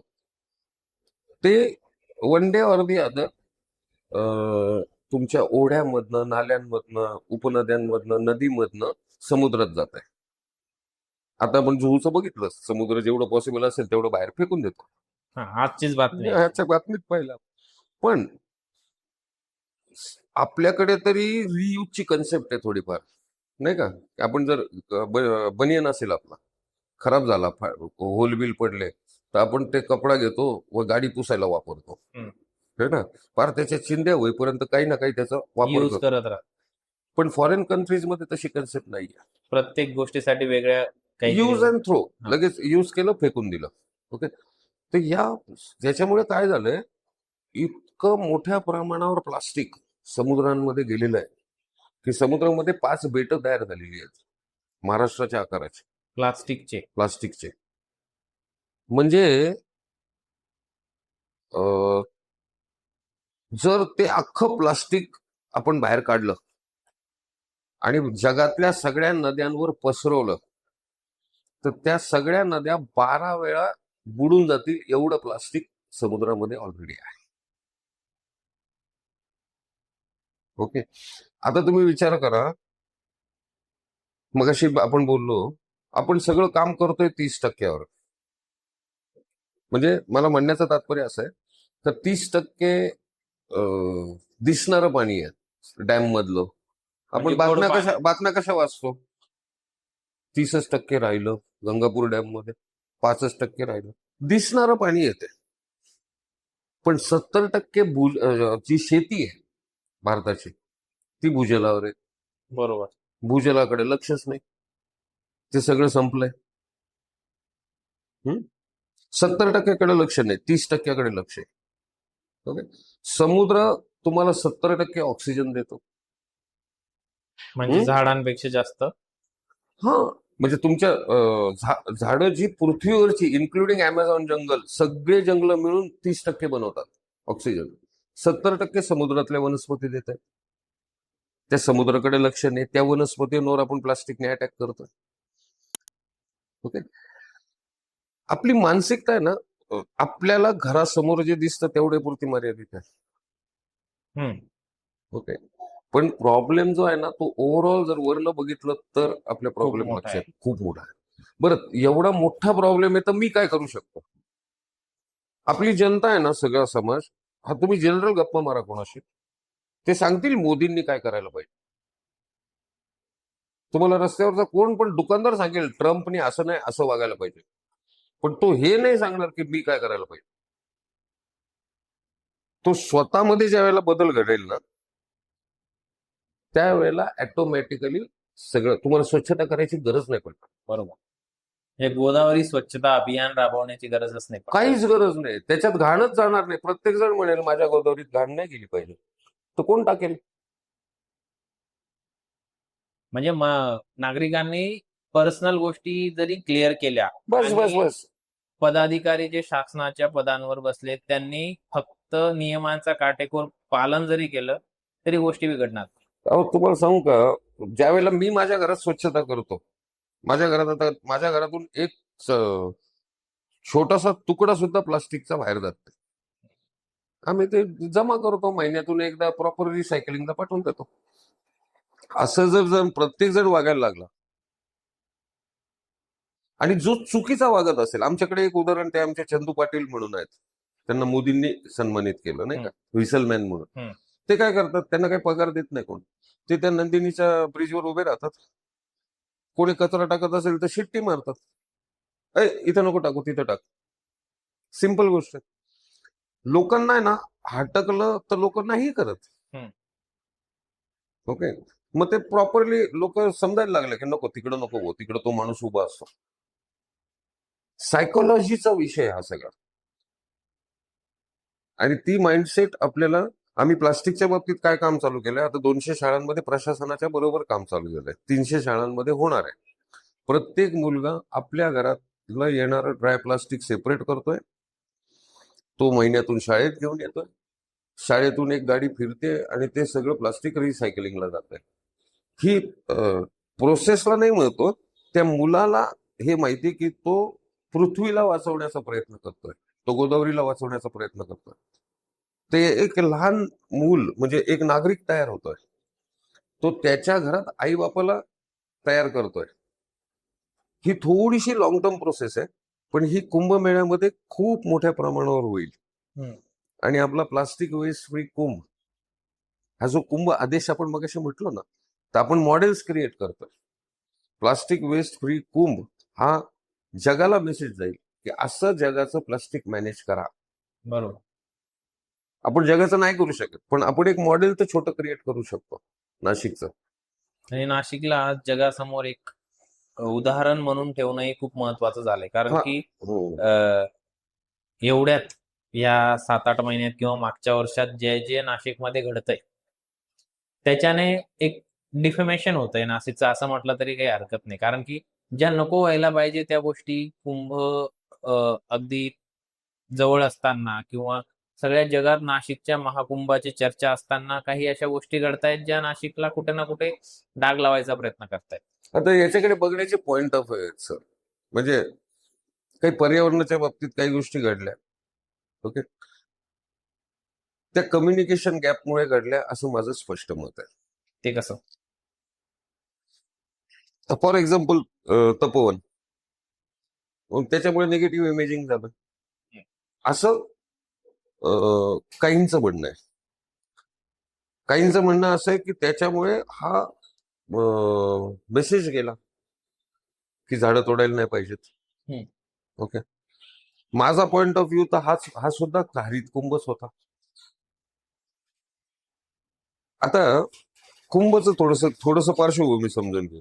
तर देव दानव एकत्र मिळून त्याला शिकेत झाला ना, म्हणजे सगळे एकत्र आले होते ना. बरोबर. पण एकत्र येणं या गोष्टीवर सगळे ऍग्री झाले होते ना. देव आणि दानव सुद्धा ऍग्री झाले होते ना की नाही एकत्र यावं एकत्र लागेल. आल्याशिवाय ती गोष्ट त्याच्याशिवाय होणारच ते कसं काय ते रस्सी खेचून होणार नाही आणि अमृत आणि विष बाहेर पडणारच नाही ना. हम्म. ते एकत्र येणंच झालं नाही प्रॉपरली. एक तर फुल्या चुकल्या घेणं नाही देणं नाही, त्या चिंचेच्या झाडावर जाऊन फुली मारली, तिथून मेसेज चुकीचे जात गेले ना. हम्म. आणि मग एक एक गोष्ट ते गुंफत गेली. म्हणजे ते काय म्हणता येईल त्याला, रिॲक्शन्सला रिॲक्शन्स होत मग ते बिघडत गेलं. पण जर आपण हे समजायला सुरुवात केली तर ते कुटुंबातलं भांडण होतं. ते घरात तुम्ही किती मारामाऱ्या करा, पण पॉइंट ऑफ व्ह्यू एकमेकाचे समजून घेत जर कम्युनिकेशन गॅप नसता झाला तर एवढं झालं नसतं. हम्म. ठीक आहे, आता मेसेज काय आहे का ते तपोवन झाडं तोडायचे नाही तोडायचे वगैरे हा विषय. मेजर अचिव्हमेंट त्याच्यातली झाली की तो माई सहब रद्द झालाय. म्हणजे विषयामागे विषय विषय असे गुंफत गेले होते ना. हम्म. आता कोर्ट आहे, कोर्ट त्याच्यातून चांगला निर्णय देईल काहीतरी, मॅटर सॉल्व्ह होऊन जाईल. पण ती निगेटिव्ह पब्लिसिटी झाली. दुसरं, झाडांच्याच बाबतीत बोलतोय अजून, हायकोर्टच्या ऑर्डर्सचं पालन नाही झालं, जे मोठमोठे झाडं होते, परत कोर्टात गेले. आता कोर्ट निकाल. दुसऱ्या ज्या घटना आहेत ना निगेटिव्हिटी पसरवण्याच्या, म्हणजे तुमचं खरात मॅटर असेल, टीसीएस असेल, व्हॉट एव्हर, त्या म्हणजे आता नीती असेल, तो पेपर फुटीचा प्रकार हायलाईट जास्ती झाला. ज्या गोष्टी बिहारमध्ये इव्हेंट बनवण्यात आल्या ते इव्हेंट जास्ती बनवून, म्हणजे तो नरेटिव्ह सेटिंगचा विषय म्हणता येईल त्याला. पण नाऊ आपण सगळे मिळून वर्कआउट करूयात की आपल्याला नाशिकचं नाव तर बदनाम नाही होऊ द्यायचं. मग त्याच्यातून तुमच्याकडे मार्गच नसतील तर शेवटी लोकशाही पद्धतीत अनेक मार्ग आहेत ना यार. म्हणजे त्या संस्था आहेत, you can go to the court, जे शेवटी जाऊन कोर्टातच सॉल्व्ह होतं. कुठलाच मग ते म्हणजे तसं बदनामी करून कशाला करायचं. आता कोर्टात गेले तर आता व्यवस्थित ते मॅटर सॉल्व्ह होतील. पण एक मात्र निश्चित की आता आपण जो कुंभ जसा जवळ येत जातोय तसं आपण सगळे मिळून एकत्र येऊ, नाशिकमध्ये असे काही मॉडेल सेट करू आणि त्याचे मेसेजेस देऊ, तर ते नाशिकचं सगळं असं जे काही निगेटिव्ह झालं असेल ते पॉझिटिव्ह करून टाकू. जगाच्या समोर आपण एक बेटर उदाहरण म्हणून येऊ. 100% देऊ. म्हणजे मारामाऱ्या झाल्या तरी आम्ही सगळे एकच आहोत भाऊ. हा, हे दाखवू नको. आमच्या नाशिकचं नाव घ्यायचं नाही. तुम्ही आता आपलं लास्ट म्हणजे मागे डिस्कशन झालं तेव्हा बोलले की नंदिनी प्रकल्प तुम्ही हातात घेतलाय, त्याच्या रिलेटेड काहीतरी काम करतायत आणि ते एक बेटर एक्झाम्पल आपण ठेवू शकतो देशासमोर की एक नदीचं परिवर्तन कसं करता येईल, जे घाण झाली आहे किंवा दूषित झाले आहे, त्याच्याबद्दल थोडं ऐकायला आवडेल. 2 भाग आहेत. एक टेक्निकल थोडंसं 2-3 वाक्यात सांगेन, पण डिटेलमध्ये म्हणजे लोकांनी मनावर घेतलंय हा त्याच्यातला मूळ गाभा आहे. ओके. आणि ते का एक आमचं चला जाणू या नदीला म्हणून अभियान होतं, महाराष्ट्र सरकार आणि आपण मिळून बरोबर चालू केलं होतं. आमचे डॉक्टर राजेंद्र सिंग जे आहेत त्यांना एकदा सुधीर मुनगंटीवार होते त्यावेळेला कल्चरल मिनिस्टर आणि फॉरेस्टचे मिनिस्टर होते, वन आणि वन विभाग. तर ते राजेंद्र सिंगांना म्हटले की आपण काहीतरी परत चालू करूया. मागे जलयुक्त शिवार होतं, तर राजेंद्र सिंग म्हणे की अमृत महोत्सव. तर राजेंद्र सिंग म्हणे की अमृत महोत्सव है लेकिन उसमें अमृत का होना बहुत जरूरी है ना. तो अमृत तो नदियां देती है, तो 75 नदियों को पुनर्जीवित करे, तो कैसा करने का. मग ते ढाचा झाला, मग त्याचा GR निघाला, मग सरकारी आणि असरकारी म्हणजे सगळे लोक एकत्र येऊन त्याचा ऍक्शन प्लॅन बनवायचा नदीचा. तो कन्सल्टंटनी नाही बनवायचा, कॉन्ट्रॅक्टरने नाही बनवायचा, समाजाने आणि सरकारने एकत्र येऊन बनवायचा. तर ही मूळ कल्पना त्या चला जाणू या नदीला अभियान. म्हणजे प्रत्येकाचे मत तिथे मांडायचा अधिकार आहे की काय बेटर झालं पाहिजे. हा, म्हणजे यात्रा काढायची उगमापासनं, मग वयस्कर लोकांना भेटायचं की तुमच्या काळात नदी कशी होती, तुम्हाला काय वाटतं काय करायला पाहिजे. मग ते वयस्कर लोक इन्व्हॉल्व्ह होतात, प्रत्येकाचे रिव्ह्यू घ्यायचे. व्ह्यूज येतात, त्याचा एक ऍक्शन प्लॅन बनतो आणि तो इम्प्लिमेंट करायचा. तर त्या पद्धतीने नंदिनीचा बनला. हम्म. पण नंतर काय झालं, आमचे काही रोशन केदार, नंतर निलेश वगैरे असे बरेच लोक आहेत, ते स्वतःच इन्व्हॉल्व्ह झाले. आणि मग जनतेतनच असं तयार झालं की बाबा हा पॅच आम्ही करतो. हम्म. मग त्या वर्स्ट पॅच घेतला गेला, भरतनगर म्हणून जो आहे दादासाहेब गायकवाडची बॅक साईड, तो सर्वात घाणेरडा पॅच नंदिनीचा. तर तिथं मग दोन्ही साईडला झाडं लावणं असेल, तिथल्या लोकांशी एंगेज होणं असेल वगैरे सुरू झालं. मग पॉकेट्स मध्ये टीम डेव्हलप झाल्या, पण लोकांच्या. मग गिरीश महाजनांची एंट्री झाली त्याच्यात. त्यांनी ते डीप नदीचं महास्वच्छता अभियान आपण 5 जूनला एकत्रितपणे घेतलं. मग लोक तर निघून गेले, पण आपले जे लोक होते ऑलरेडी काम करणं, मग त्यांनी 4-5 पोकलँड मशीन दिले. मग नंदिनीचं गेल्या 20-25-50 एक वर्ष, म्हणजे 30-40 वर्षापासून जेवढं क्लिनिंग झालं नसेल तेवढं डीप क्लिनिंग झालं, डिसिल्टेशन, खोलीकरण झालं. आता नंदिनीचे प्रॉब्लेम जे राहिलेत ते म्हणजे सीईटीपी बनणे, म्हणजे इंडस्ट्रियल पोल्युटंटसाठी प्रशासन करतंय. एसटीपी बनणे, तो अंबड सातपूरमध्ये एसटीपीच नाहीये, हे प्रशासनाचं काम आहे. हे 2 बनलं आणि त्याला मिळणारे जे 13 नाले आहेत त्याच्यावर पण ट्रीटमेंट, हे थोडस सरकारचं काम आहे. आता जनता तर आली आहे बरोबर, तर हे 2-3 कामं जर झाले तर नंदिनी छान होईल.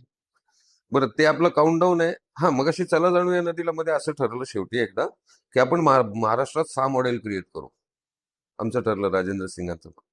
तर 6 पैकी 3 नाशिकच्या, एक अहिल्या म्हणून गोदावरीला मिळणारी पहिली उपनदी त्र्यंबकेश्वरला, दुसरी मोती म्हणून आहे येवल्याला, आणि तिसरी नंदिनी. तर त्या तिघांपैकी सर्वात जास्ती काम आता नंदिनीचं होतं. काउंटडाऊन आहे कुंभ पर्यंत, डेडलाईन कुंभ आहे. तर कुंभापर्यंत ती नदी अविरल, निर्मल, स्वतंत्र अशी करायची. आणि वर्स्ट कोणी त्याला नासर्डी नालाच म्हणत होते, नासर्डीच म्हणत होते. ओके. तर ती एक फार सुंदर नदी कशी डेव्हलप होऊ शकते, वर्स्ट टू बेस्ट, ते मॉडेल आपण कुंभमध्ये जगासमोर प्रेझेंट करू. तर that will be a message. मग ती बनवत असताना फक्त एक टेक्निकल क्वेश्चन आहे हा. त्याच्यात कॉन्क्रिटीकरण जास्त केलं जाणार आहे, म्हणजे जसं घाट बनवले जातात कॉन्क्रीटचे, किंवा मग तिला नॅचरल जसा पहिले तिचा प्रवाह राहायचा की माती, वाळू आणि त्या सगळ्या गोष्टींना आजूबाजूला झाड, तसा करायचा प्रयत्न करत आहात की ती सुशोभित आपण म्हणतो की सुंदर दिसण्यासाठी मग त्याच्यावर कॉन्क्रिटीकरण होईल? जसं आता मी बघतोय की गोदावरीवर देखील बापू पूलच्या साईडला तिकडे सगळं कॉन्क्रिटीकरणाचं घाट बनवायचं काम चालू आहे, आणि ते माझ्या अंदाजे पात्रात बनवायला जाते. आणि जेव्हा कुंभ येईल तेव्हा पाण्याचा प्रवाह त्या घाटाच्या वरून राहील, तिथे उपयोग नाही होणार असं मला वाटतं. मग त्याच्या रिलेटेड तुमचे काय थॉट्स आहेत की ती कशी बनवणार आहेत? एक तर पहिली गोष्ट, नंदिनी आम्ही होता येईल तेवढं सरकारशी बोलून, लायझनिंग असेल, ऍडव्होकसी असेल, संघर्ष असेल, व्हॉट एव्हर, या सगळ्या पद्धतीने नंदिनीला नैसर्गिक कशी ती राहील, ओके, त्याचा जास्तीत जास्त प्रयत्न करणं. रॅपेरियन झोनवरती कॉन्सन्ट्रेशन, म्हणजे दोन्ही साईडला झाडं असले पाहिजेत, नदी तिची मुक्तपणे वाहिली पाहिजे. ह्युमन इंटरफिअरन्स, म्हणजे माणसाला जायला आनंद वाटला पाहिजे. बरोबर. ब्युटिफिकेशनवर जोर आमचा कमी असणार आहे, कारण नदीवर राहायला पाहिजे. पहिली गोष्ट तेच, चॅनल नाही बनली पाहिजे. आता तुम्ही जो गोदावरीचा मुद्दा घेतला, अलाइड याला, आसाराम बापू पुलाच्या तिकडे असेल, बॅकफिलिंग करून नदी पात्रात घुसणं असेल, घाट सोमेश्वरचे असेल, आनंदवल्लीचे असेल, इकडे खालचे आगर टाकळीचे वगैरे, आनंदोलीचं पण खूपच मी बघतो, नदीपात्रात फेरफटका जास्त, नदीपात्रात घुसायचं चाललंय. प्रॉब्लेम असा आहे, हे सगळं चाललंय क्राऊड मॅनेजमेंटसाठी, संख्या जास्त येणार आहे, तर मग काही लोक इकडे डायव्हर्ट करू वगैरे वगैरे. कदाचित आपण डिझास्टरला इन्व्हाइट तर नाही करत आहे, हा पण एक टेक्निकल मुद्दा आहे. तुम्ही टेक्निकल विचारला म्हणून मागच्या वेळेला पण आपण डवले साहेब होते त्यावेळेला घाट बनवले होते, ओके, पण ते घाट असे झिगझॅग पद्धतीत होते, म्हणजे इथे घाट आहे तर पुढे इकडं घाट आहे, मग अजून पुढे तिकडं घाट, समोरासमोर घाट कधीच बनवले नव्हते. कारण आपल्या हायकोर्टचे जे डायरेक्शन्स आहेत त्याच्यामध्ये channelization of river is not allowed. हं. ती चॅनल नाही बनली पाहिजे. नदी ज्या वेळेला चॅनल बनते त्यावेळेला प्रेशर जास्ती क्रिएट होतं. तुम्ही पाईप जर असला आपला पाण्याचा पाईप तर त्याला पुढे दाबलं तर प्रेशर जास्ती लांब जातं, तसं प्रेशर क्रिएट होतं आणि त्याच्यानी खालच्या साईडला डिझास्टर्स निर्माण होण्याची शक्यता असते. बरोबर. हा टेक्निकल पॉईंट. त्याच्यामुळे चॅनलायझेशन ऑफ रिव्हरला आम्ही पूर्णपणे विरोधात आहोत. हं. ते आता कोर्टात चॅलेंज होईल. नदी पात्रात बांधायला तर अलाउडच नाहीये. आता अलाउडच नाही. हा. तो वाद आहे त्या नदी पात्रात नाही करत आहे आम्ही, आणि आम्ही म्हणतोय सगळे नदी पात्रात करताय. हं. तो मॅटर आता न्यायप्रविष्ट होईल. हं. विषय असा आहे का तुम्ही हा जो रिव्हर फ्रंट डेव्हलपमेंट विषय आहे ना, हं. हा नदीचा विषयच नाहीये, हा लँड डेव्हलपमेंटचा विषय. त्याच्या मागची लँड डेव्हलप व्हावी म्हणून रिव्हर फ्रंट डेव्हलपमेंट होत असतं. हं. स्पष्ट बोलायचं म्हटलं तर साबरमती असो, पुणा असो, कुठलं पण असो, सगळीकडे तेच बघा. रिव्हर फ्रंट डेव्हलपमेंट म्हणतात, पण ते रिव्हर फ्रंट डेव्हलपमेंट म्हणण्यापेक्षा त्याला लँड डेव्हलपमेंट म्हटलं तर जास्ती संयुक्त आहे. बरोबर. त्याचा नदीशी काही संबंध नाही. म्हणजे- नदीला चॅनल केलं जातं. हं.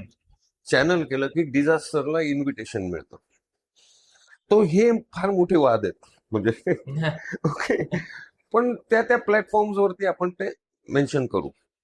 ऐकलं तर ठीक आहे. आतापर्यंत आपण जे काही काम केलं, म्हणजे जेव्हा सुरुवात केली की मुंबई आग्रा हायवे बनत होता तेव्हा जे वृक्ष तोडले जात होते, तर त्याच्याबद्दल जी आपण कृतज्ञता व्यक्त करून ते चुकीचं आहे हे मांडण्याचा प्रयत्न केला सरकारला किंवा प्रशासनाला. त्याच्यानंतर गोदावरी संवर्धन झालं. सरकारविरुद्ध तुम्ही याचिका दाखल केली की काय गोष्टी चुकताय काय नाही. हरित कुंभ म्हणून संकल्पना नाशिक समोर ठेवली किंवा जगासमोर ठेवली की काय असतं हरित कुंभ. आज तुम्ही ते प्रॉपरली समजावूनही दिलं. फक्त वृक्ष लावणं इज नॉट हरित कुंभ, की त्याच्या मागचा डीप एक मेसेज काय आहे ते पण केलं. मग या सगळ्या गोष्टी करत असताना, इतकं समाजासाठी काम करत असताना तुमच्या कुटुंबाने केलेला त्याग काय, की कुटुंबाने कोणत्या गोष्टी सांभाळून घेतलं तुम्हाला? हे जे काही करतोय त्यांच्यामुळेच करू शकतोय.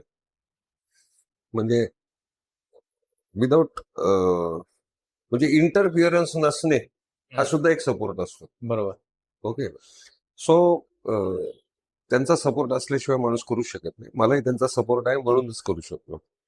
म्हणजे कुठली गोष्ट करताय तर त्याला आडीकाठी न घालता नाही, फ्रीडम होता बा. फ्रीडम. हा. म्हणजे मुलांचाही, घरच्यांचाही, आई बाबांचाही, सगळ्या. हो हो हो. बरोबर. आता घरी राजेश पंडित सर कसे असतात, की एकदम कडक, शांत, की पूर्णपणे वेगळा काहीतरी स्वभाव असतो? आहे असंच असतो दादा. असं म्हणजे नाही, प्रशासनावर एकदम कडक प्रभाव टाकणं ही वेगळी गोष्ट आहे, आणि घरातही तसंच वागणं, की घरातला काहीतरी वेगळा तुमचा नाही, वागणं. कसं म्हणजे माझं स्वतःचा बिलीफ असा आहे, तुम्ही स्प्लिट पर्सनॅलिटी वगैरे असू नये. तुम्ही जसे आहात तसे आहात. आहात. ओके, मला ही पण नसतो की इकडे प्रशासनाकडे जायचंय तर आपल्याला ड्रेस कोड कुठला असावा, भाऊ जो शर्ट सापडेल तो घालायचा. हा. ओके, सगळ्यांसमोर चित्र असं आहे की आपण आहे असे आहे. बरोबर. ऍक्सेप्ट करायचं तुमचा प्रॉब्लेम आहे, नाही ऍक्सेप्ट करायचं तोही तुमचा प्रॉब्लेम. आपण जाऊन आपलं मनात काही नसतं, त्याच्यामुळे जे असेल ते स्पष्टपणे बोलणं. चुकत असेल तर चूक सांगणं. आणि कधी कधी असं होतं की आपल्याला असं वाटतं की समोरचा चुकतोय हं. आणि त्याच्यामुळे संघर्ष होतात. हं. पण बऱ्याच वेळेला जर तुम्ही समजा स्वतःला त्याच्या शूज मध्ये घालून बघितलं तर त्याच्या काय अडचणी आहे ते तुमच्या लक्षात येतात. मग it becomes very easy. Conflict टळतात. कॉन्फ्लिक्ट 90% टळून जातात. मग त्यांच्या पण अडचणी असतात. मग त्यांना आपल्याकडनं मार्ग सुचवणं अपेक्षित असतं. मग त्यावेळेला आपण त्यांना रेकमेंडेशन पण देतो, ते पण ऐकतात. आता फॉर एक्झाम्पल एक गंमत सांगतो, याच्यावरती एक गंमत सांगतो. रेन वॉटर हार्वेस्टिंग करा हे बंधनकारक आहे कायद्याने, पण आपण जर पाहिलं तर 90% लोकांनी रेन वॉटर हार्वेस्टिंग केलेलंच नाहीये. हं. सरकारी ऑफिसेसमध्ये पण नाहीये. आमच्याकडे हायकोर्टची ऑर्डर आहे. तुमच्या प्रश्नाला रिलेटेड मी ते आन्सर देतो. आमच्या मीटिंगमध्ये विषय झाला, हायकोर्टची कमिटी आहे. तर मी त्यांना काय सांगितलं की आपण असं करूया, माझ्या बोलण्याचा चुकीचा अर्थ घेऊ नका. आपण जो लोकांना कधी सांगू शकतो, कॉर्पोरेशन असेल, सरकार असेल, की रेन वॉटर हार्वेस्टिंग करा, कायदा आहे, हे त्यांना कंपेल्शन कधी करू शकतो? त्यावेळेला आपल्या बिल्डिंगचं झालेलं असेल त्यावेळेला. यांच्याच बिल्डिंगांचं झालेलं नव्हतं. आजही जलसिंचन भवनाचं नाहीये, विभागीय आयुक्त गेडाम साहेबांच्या ऑफिसचं नव्हतं, ते काल कम्प्लीट झालं. कॉर्पोरेशनच्या बऱ्याच बिल्डिंगचं नाहीये, पोलीस स्टेशनचं नाहीये. तर आपण कसं सांगणार लोकांना की तुम्ही करा, बरोबर, बिल्डर लोकांना? तर मग त्या मीटिंगमध्ये मी असं म्हटलं की माझ्या बोलण्याचा प्लीज निगेटिव्ह अर्थ घेऊ नका. आपण सुरुवात महापौर बंगल्यापासून करू. ओके. मग रामायण बंगल्यांचं, आमच्या इंदोरीताईंचं, त्या बंगल्याचं आम्ही केलं, आत्ता कम्प्लीट झालंय काल. ओके. मग ते मेसेज देऊ शकतात की सगळ्यांना सांगा. आता मी हे वेगळ्या अँगलनी पण जाऊ शकत होतो. तुमचं तर करा आधी. हा, मग त्याला काय नाही, बराबऱ्यांनी पण करू शकतो. हा. पण ते मी सकारात्मक पद्धतीने आम्ही केलं. आणि चला आता तर सुरू करू. बरोबर. या पॉइंट ऑफ व्ह्यू म्हणजे काय झालं, कन्फ्लिक्ट नाही झाला, पर्पज सॉल्व्ह झाला. रामायण बंगल्याचं झालं, गेडाम सरांच्या ऑफिसचं झालं. आता हायवेचं होतंय आपला, जो आपल्याला धबधबा दिसतो दर पावसाळ्यात. तर हायवे पण सगळ्या पाईप्स करून ते रेन वॉटर हार्वेस्टिंग करतायत. म्हणजे द वे तुम्ही कसं बोलता त्याच्याने तुमचे संघर्ष कमी होतात. आणि आपलं जे मनात काय, आपलं गोल काय, रेन वॉटर हार्वेस्टिंग व्हायला पाहिजे. मग ते तुम्हाला शिव्या देऊन करताय तुम्ही, का तुम्ही कशा पद्धतीने मांडताय, ते मॅटर करत. ते मॅटर करत. तर पर्सनॅलिटीज असं काही नाहीये, जे मनात आहे. फक्त हेतू एकच आहे, it is connected to Godavari. बरोबर. आता समजा तुम्हाला जर नाशिकचं महापौर बनवण्यात आलं एक काही काळासाठी, नाशिक ओरिएंटेडच बोलतो, कारण की आपण थोडंसं कुंभ ओरिएंटेड बोललो, गोदावरी ओरिएंटेड बोललो, त्याच्यामुळे मी नाशिक, पण मी महाराष्ट्राचा मुख्यमंत्री बोललो असतो. पण मग नाशिकचा महापौर बनण्याची संधी मिळाली एक तर मग तुम्ही पहिले तातडीने कोणत्या गोष्टी आणि कोणते जे पॉइंट्स आहेत ते सॉल्व्ह करायचा प्रयत्न कराल? कोणते जे प्रॉब्लेम्स आहेत जे तुम्हाला दिसत आहेत आणि ते तातडीने सॉल्व्ह केले गेले पाहिजे, ते पहिले त्यांचा न्यायनिवाडा लावा. पहिली गोष्ट, ते कन्सेप्ट माझ्या बुद्धीला डायजेस्ट होत नाहीये, कारण आपल्याला आणि एक तर आमची ताईच झाली, म्हणजे ती ऍज अ टीमच आहे. बरोबर. शी इज अ टीम मेंबर. आपण ते महापौर झाले, एक तर ते पण इनसिक्युअर होऊन जातील का हा काय विचार करायला लागला, म्हणजे त्याच्यामुळे ते आपलं डोमेनच नाहीये. ओके. आणि दुसरी गोष्ट, मला असं पण वाटतं की तुम्हाला ते होण्याची गरज काय. आम्ही जे उदाहरण सेट करतोय ते कॉमन मॅन काय करू शकतो हे उदाहरण सेट करतो. बरोबर. सो ते पदाची तुम्हाला नीड आहे का, हा पण एक प्रश्न आहे. हा पण एक मोठा प्रश्न आहे. प्रत्येक कॉमन सिटीजननी स्वतःला महापौर समजावं आणि तसं वागायचा प्रयत्न करावा. आपल्या घराचा महापौर मी आहे. तर मी माझ्या घरातलं कसं करेन, स्वच्छता, हे ते सगळ्या गोष्टी, नाही का? प्रत्येक जणच महापौर आहे नाशिकचा. बरोबर. ओके. सो माझ्या डोक्यात पहिली गोष्ट तर तो थॉट नाहीये. दुसरी गोष्ट, जर समजा आपल्याला करायचंच ठरलं तर फर्स्ट प्रायोरिटी, बिकॉज तुम्ही असं गृहीत धरा की नाशिक सिटी हे तुमचं शहर आहे ना, ही तुमची बॉडी आहे. ओके. त्याच्यातून वाहणाऱ्या ज्या नद्या आहेत ह्या तुमच्या रक्तवाहिन्या आहेत. ओके. सो ज्या वेळेला त्या नद्या चांगल्या राहतील, ते रक्त चांगलं राहील, त्याच वेळेला तुमचं शरीर चांगलं राहील. तर top most priority will be given to water bodies. नंतर एअर क्वालिटी आहे, हवा पाणी शुद्ध. तर मग तुमचं शहर हॅपीनेस इंडेक्स कडे वर्क करायला पाहिजे. आता जे काही चिंता वगैरे, तुम्ही जर रस्त्याने चालताना तुम्ही बघाल तर 90% लोकांच्या अशा आठ्या पडलेल्या आहेत चेहऱ्यावर, ते आनंदी नाहीये. तर जीडीपी म्हणजे तुम्ही किती इन्फ्रास्ट्रक्चर डेव्हलप करताय, किती टर्नओव्हर करताय, त्याच्यापेक्षा तुमच्या सिटीतले लोक किती खुश आहेत याच्यावर जर फोकस झाला तर that should be the priority. हम्म. मग त्याच्यासाठी नदी चांगली पाहिजे, नदीचं रिफ्लेक्शन तुमच्यावर येतं, आनंददायी वातावरण असलं, रोगमुक्त असलं, तुम्ही हेल्दी राहता, फिजिकली पण सायकोलॉजिकली पण. हा थोडासा स्पिरिच्युअल अँगलचा विषय आहे, हम्म. पण तुमचं वातावरण चांगलं, पर्यावरण चांगलं, तर तुमचं शहर चांगलं. बरोबर.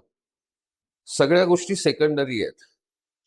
आता सुद्धा थोडीशी गाडी पुढे गेली किंवा मला पहिले जाऊ दे, तुला पहिले जाऊ दे, डायरेक्ट मारामाऱ्या होतात. तर ते होणार नाहीत.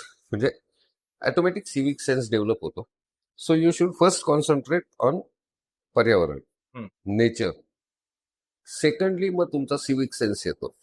गुन्हेगारी खूप वाढली ना. ते याचे आउटपुट आहेत दादा.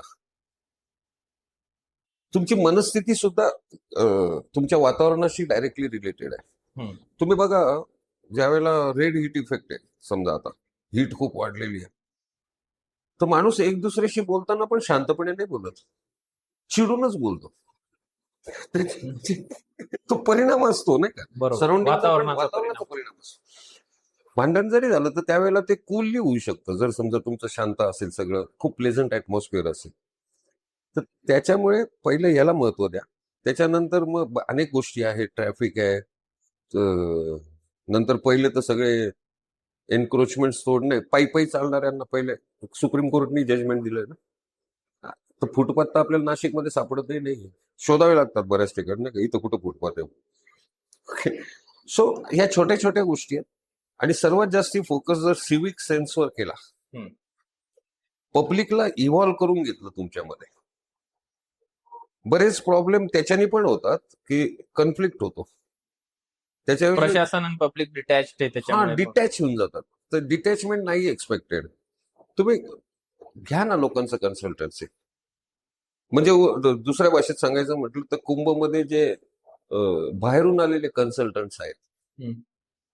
त्यांनी नाशिकच्या पण तज्ञ लोकांशी चर्चा करायची, संवाद केला पाहिजे. म्हणजे आपले मग तुमचं पिंक कलरचं रामकल्पत नाही बनणार, काळ्या दगडांमध्ये बनेल. बरोबर.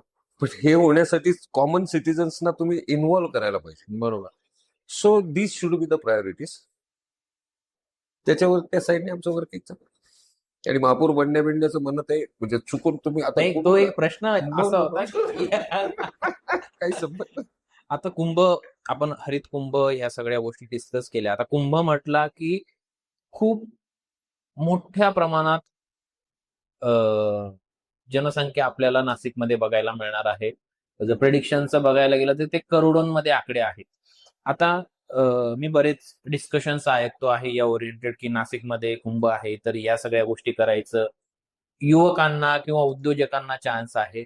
छोटे मोठे जे उद्योग असतील ते करू शकतात. तर तुमच्या दृष्टिकोनातून कोणत्या म्हणजे नाशिकच्या जे नेटिव्ह आहेत, नाशिकमध्ये जे लोक राहतात, तुम्ही आम्ही आमच्यासारखे, तर त्यांनी कोणत्या कोणत्या गोष्टींना प्राधान्य दिलं पाहिजे जेणेकरून, जसं आपण म्हटलो की आपण कुंभ घडवतो आहे तर बेटरमेंटसाठी कुठल्या गोष्टींची सोयी सुविधा केली पाहिजे ज्याच्यातून त्यांचा एक बिझनेस पर्स्पेक्टिव्ह ही साध्य होईल आणि लोकांची सेवाही होईल. अशा कुठल्या गोष्टी आहेत की तुम्ही विचार करून ठेवल्या की युवकांनी या गोष्टी केल्या पाहिजे, जे ऑलरेडी इस्टॅब्लिश बिझनेसेस आहेत त्यांनी या गोष्टी प्रोव्हाइड केल्या पाहिजे, या गोष्टीवर काही विचार केले आहेत का? प्रत्येक जण आहे ना कुंभाकडे एक पैसे कमवण्याची अपॉर्च्युनिटी म्हणून बघतो. ओके, कुंभ आलाय मग त्याच्यावर खूप जास्त मीटिंग्स आणि कलेक्टिव्ह इव्हेंट्स पण होत आहेत हो, की हाऊ टू युटिलाइज कुंभ हा हा 2027. सो असं सगळ्या गोष्टी होत आहेत. तर म्हणजे ते हातीला नाही का 9 आंधळे टच करतात, त्या हाती सुपासारखा आहे नाही का, दोरी सारखा आहे वगैरे, तसं कुंभकडे बघण्याचे बरेच पॉइंट ऑफ वेगवेगळे पर्स्पेक्टिव्ह. पण बऱ्याच लोकांचा पॉइंट ऑफ व्ह्यू पैसा कमवणे एवढा आहे, इकॉनॉमिक्स अँगल. त्याच्यात मला असं वाटतं का आपलं जे बेसिक कल्चर आहे ना, ते आपण दारावरती लिहितो पण शुभ लाभ, हा शब्द आहे ना शुभ लाभ, तर तो शब्द असा आहे का मी तुमचं लाभ करून देताना, तुमचं शुभ करताना मला लाभ झाला. ओके, आलेल्या माणसाच्या खिशातले पैसे कसे मी काढू हा दृष्टिकोन नसावा. म्हणजे आता समजा फॉर एक्झाम्पल तुम्ही हॉटेल आहे तुमचं, तर तुम्ही काहीतरी त्याच्यात डिश देताय, तर ते खाल्ल्याने समोरच्याचं समाधान व्हावं आणि त्याच्या बदल्यात मला त्यांनी लाभ द्यावा, हा थॉट असला पाहिजे. बरोबर. फक्त आलेल्याच्या खिशातले पैसे कसे मी काढू आणि माझं कसं भलं होईल, हा थॉट नाही पाहिजे. हम्म. आपलं यजमान पद आहे, ही कन्सेप्ट थोडीशी समजेल. We are host. बरोबर. सो आलेलं गिरायकाला मी कसं समजू, हे चुकीचं आहे. बरोबर. तर तो आपल्याकडे आलेला पाहुणा आहे, तो खुश होऊन तुम्हाला बक्षिसी देईल. तोच माझा प्रश्न होता की हा so that way thought process पाहिजे. आणि तुम्ही युथचं म्हटलंय, हम्म. युथ तर अनेक अँगलने टेक्नॉलॉजीचा कुंभ म्हणून पण याच्याकडे बघताय. व्हेरियस ऍप डेव्हलपमेंट करायचं पण काम चालू आहे, है ना. So, आमच्या लहानपणी आम्ही विचार करायचो चहा तरी विकू. काहीतरी करू. ते दिवस नाही राहिले त्या. हा. तर त्या युथला माझं हेच सजेशन आहे की त्याच्यात तुमची काय क्रिएटिव्हिटी आहे ती युटिलाइज करा. छोट्या छोट्या गोष्टी असतात त्याच्यामध्ये, म्हणजे पैसे कमवण्याच्या मागे पैसे आपोआप येतात. हम्म. पैशाच्या मागे लागणं इज अ रॉंग थिंग. तुम्ही कन्सेप्ट क्रिएटिव्हिटीने काम करा, आपोआप तुम्हाला लक्ष्मी चालत येते. एखाद्या प्रॉब्लेमचं सोल्युशन द्यायचा हा, प्रयत्न. There are various problems going to come. Hmm. छोट्या छोट्या गोष्टी असतील तर त्याच्यात हे लहान मुलं, म्हणजे मागच्या वेळेलाही त्यांनी बरंच काम केलं होतं. यावेळेला तर सीएम साहेबांनी डिक्लेअर केलंय टेक्नॉलॉजीचा कुंभ म्हणून. सो टेक्नॉलॉजी इन्व्हेंट करा. So think on that lines, हा युथला माझं सजेशन असेल. आणि कुंभ म्हणजे फक्त पैसे हा थॉट सोडून द्या. सेवा हा थॉट घेतला तर जास्त सेवा करा आणि कर्म करते जाओ. फल मिळते सिर्फ जाएगा. फल की तरफ देखोगे तो कुछ नहीं मिलेगा. बरोबर. म्हणजे एकंदरीत जर सांगायचं झालं की हे 2, 3, 4, 5 सेक्टर आहेत, इथे खूप जास्त तुम्हाला कार्य करायची संधी मिळू शकते, तर ते कोणते? आता आम्हाला काय करायचंय बघा, म्हणजे सेवाच्या पॉईंट ऑफ व्ह्यूने, मी धंद्याच्या पॉईंट ऑफ हा, हा. व्ह्यूने नाही बोलत. आपल्याला टार्गेट आहे साधारणतः आता प्लास्टिक वेस्ट फ्री कुंभचा आपल्याला मेसेज द्यायचा असतो, ब्रँडिंग करायचं. कुंभचं जगभर ब्रँडिंग व्हावं हे सुद्धा आपल्याला एक्सपेक्टेड आहे. बरोबर. प्रयागच्या पेक्षा जास्ती मोठा मेसेज काय देऊ शकतो आपण, हा आपण विचार करू. तर आमचं टार्गेट आहे साधारण 1 करोड कॉटन बॅग्स आपल्याला बनवायच्या, कापडी पिशव्या. जेणेकरून जे काही इथून प्रसाद, फळ किंवा ते घेऊन जाऊ ते त्याच्यात घेऊन जाते. हा, त्याच्यापेक्षा अजून पुढे जाऊन ऑल एंट्री पॉइंट्स, एअरपोर्ट असेल, रेल्वेज असतील, बाय रोड असेल, ऑल पार्किंग लॉट्स, जिथून कुठून बाहेरचा माणूस नाशिकमध्ये येणार आहे, त्या पॉइंट्सना आपण कॉलेजेसच्या विद्यार्थ्यांना ट्रेनिंग देणार आहे. ओके, ते काय करतील, ते येणारा कोण पण असेल तर त्याला त्याच्याकडची जी काही प्लास्टिकची पिशवी असेल ती काढून घेतील आणि त्याला गिफ्ट म्हणून एक आपली कॉटनची पिशवी देतील. मेसेज काय जाईल, नासिक के कुंभ में प्लास्टिक मना था, हा मेसेज जाईल. बरोबर. तो ती पिशवी कॅरी करणार आहे, त्याच्या कुठे असेल, युपी मध्ये, बिहारमध्ये कुठून आलेला असेल, तो सांगताना माउथ पब्लिसिटी काय सांगणार आहे, की नासिक के कुंभ में प्लास्टिक अलाउड नाही था. बरं, ते कलेक्टेड जे प्लास्टिक आहे ते आपण रिसायकलिंगला पाठवणार. ओके, म्हणजे तेवढं नाशिक शहरात इन होणार आपण डायरेक्ट त्याला रिसायकलला पाठवणार. म्हणजे तेवढा कचरा आपण, सॉलिड वेस्ट मॅनेजमेंटचा विषय आहे, प्लस मेसेजिंगचा विषय आहे. तर युथची आम्हाला त्याच्यात पण गरज आहे. ओके, धंद्याच्या पॉईंट ऑफ व्ह्यूने त्यांनी त्यांचं क्रिएटिव्हिटी वापरून काय करायचं ते करावं. पण एक तुम्हाला जस्ट उदाहरण दिलं, हे अशा पद्धतीने युथची एंगेजमेंट होऊ शकते. स्कूल चिल्ड्रन तर आमच्याशी ऑलरेडी जॉईन झालेले आहेत, ते ऑलरेडी प्रोसेसमध्ये आहेत. आणि मोठ्यांना शक्यतो आम्ही डोकं लावत नाही. समजण्या पलीकडे गोष्टी असतात. अर्थ नाही. आता हे जे काम आतापर्यंत तुम्ही करून येत आहेत निस्वार्थीपणे आपण म्हणू शकतो, तर हेच काम पुढे घेऊन जाण्यासाठी तुम्ही लोकांना कसं तयार करताय? म्हणजे बघा, प्रत्येक गोष्टीला एक फुल स्टॉप असतो. म्हणजे तुम्ही कधी ना कधी सांगणार आहे की बस आता मला थांबायचं, मग त्याच्यानंतर हे काम पुढे कोण घेऊन जाईल? मग यासाठी तुम्ही काय करताय? आम्ही काय करतोय, आता काय होतं, खूप लोक जोडल्या जातात, मग त्यांच्या मनात काही ना काही, आता आपण बोलल्याप्रमाणे धंदा येतो. ओके, मग ते आपोआप कट होऊन जातात. 90 परत लोक मला काहीतरी करायचं म्हणून येतात, हम्म. पब्लिसिटी पॉइंट ऑफ व्ह्यूने. हम्म. त्यांना एक हे असतं की मला लोकांना दाखवायचंय मी काहीतरी करतोय. हम्म. त्यांचा सीमित हेतू असतो. आणि ते आम्हाला लगेच क्लिअर होतं. ते लगेच ते काय त्यांचं लाईक्स आणि व्ह्यूज कमी व्हायला लागले की ते निघून जातात. काही लोक आपोआप म्हणजे स्फूर्तीने त्या एका पर्टिक्युलर विषयामध्ये एंगेज होतात. अनेक विषय आहे, म्हणजे झाडं लावणं आहे, झाडं वाचवणं आहे, डोंगर वाचवणं आहे, जंगल प्राणी वाचवा. प्राणी वाचवणं आहे, प्राण्यांना रेस्क्यू करणं आहे, डॉग्सवर काम करणं आहे, अनेक अनेक फॅक्टर्स आहेत. तर त्याचा पॅशन कशात आहे हे आम्ही शोधतो. हम्म. आणि त्याचा पॅशन आम्ही आमच्या कॉजशी कनेक्ट करतो. आणि मग त्याला त्याच्यात खूप मजा वाटते. बरोबर. आणि मग असे असे खूप चाळणी लावून शोधावे लागतात. ती सहजासहजी भेटत नाही, नाही. ते सहजासहजी, आणि that is a continuous process. हम्म. तुमचा काही लोक 1-2 वर्ष राहून निघून जातात. हम्म. ते बरेच म्हणजे काय आहे, आपलं सिस्टमच अशी आहे की वर्क प्रेशर असतं, फॅमिली सांभाळायची असते, अनेक गोष्टी असतात त्या. भरपूर काम. तर काही लोक काही काळ बाजूला जातात, परत येतात. तर सेटलमेंट मग ते सर्च करून करून करून त्यांना त्यांच्या त्यांच्या विषयात ट्रेन करत जाणे हा बेसिक पर्पज आहे. मग कालांतराने तुम्हाला असे फिल्टर होऊन एक 20-25 लोकांना आपण आपलं सगळं मेसेज कन्वे करू शकलो तरी ती मग गोष्ट पुढे कॅरी कॅरी फॉरवर्ड होईल, आणि होईल याची गॅरंटी. बरोबर. तुम्हाला भारतात पुढची पर्यावरण क्रांती दिसते का? हो, दिसते. ते थोडं एक्सप्लेन. आणि ती का? काय होतं, ज्या वेळेला खूपच म्हणजे आमच्या राजेंद्र सिंगांच्या ते एका पुस्तकात कुंभ कुठे केला पाहिजे वगैरे असं नाही का, हम्म. ज्या वेळेला खूपच अंधकार पसरतो ना, त्यावेळेला फक्त एक दिवा लावायची गरज असते. सध्या भारत एका वेगळ्या विशिष्ट फेज मधनं चाललेला आहे आपलं.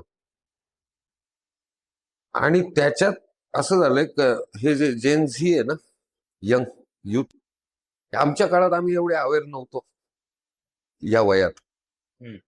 म्हणजे 18, 20, 14, 15 जेन झी जो आहे, त्या काळात आम्हाला एवढं काय पर्यावरण कळत नव्हतं. आता अगदी अगदी जेन अल्फा पद्धती धरला तुम्ही, त्याला कळतंय रॅपर टाकायचं नाहीये. आणि या जेन झी मध्ये ना एनर्जी खूप आहे. अहो, सरकार पलटून टाकलं ना नेपाळ.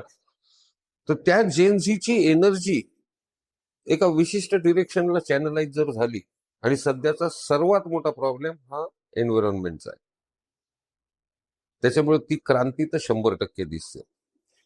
ती कुठल्या स्वरूपाची होईल हे सांगताय हे नाही सांगतायत. ती छान पण होऊ शकते, कारण काही शासन प्रशासनातल्या लोकांना ते पण कळतंय की ही प्रायोरिटी आहे. त्याच्यामुळे त्यांनी जर तो पल्स ओळखला तर क्रांती नाही होणार, ते सुद्धा सामील होतील क्रांतीत. जसं आपण म्हणजे करून कोणाच्या घेत विरोधात क्रांती नाही होणार, निसर्गासाठी क्रांती होईल. बरोबर. आणि सरकारासोबत होईल. सरकार बरोबर पण असेल, असं पण होऊ शकतं. आणि ते झालं तर जास्तच बेटर असेल सगळ्यांच्या point that of is the better solution. कारण आपण जगाला आता 177 पैकी काहीतरी 176वा नंबर आलाय आपला खालतून. जगाला मेसेज देण्याचं काम, परत विश्वगुरू बनण्याचं काम आपण करू शकतो.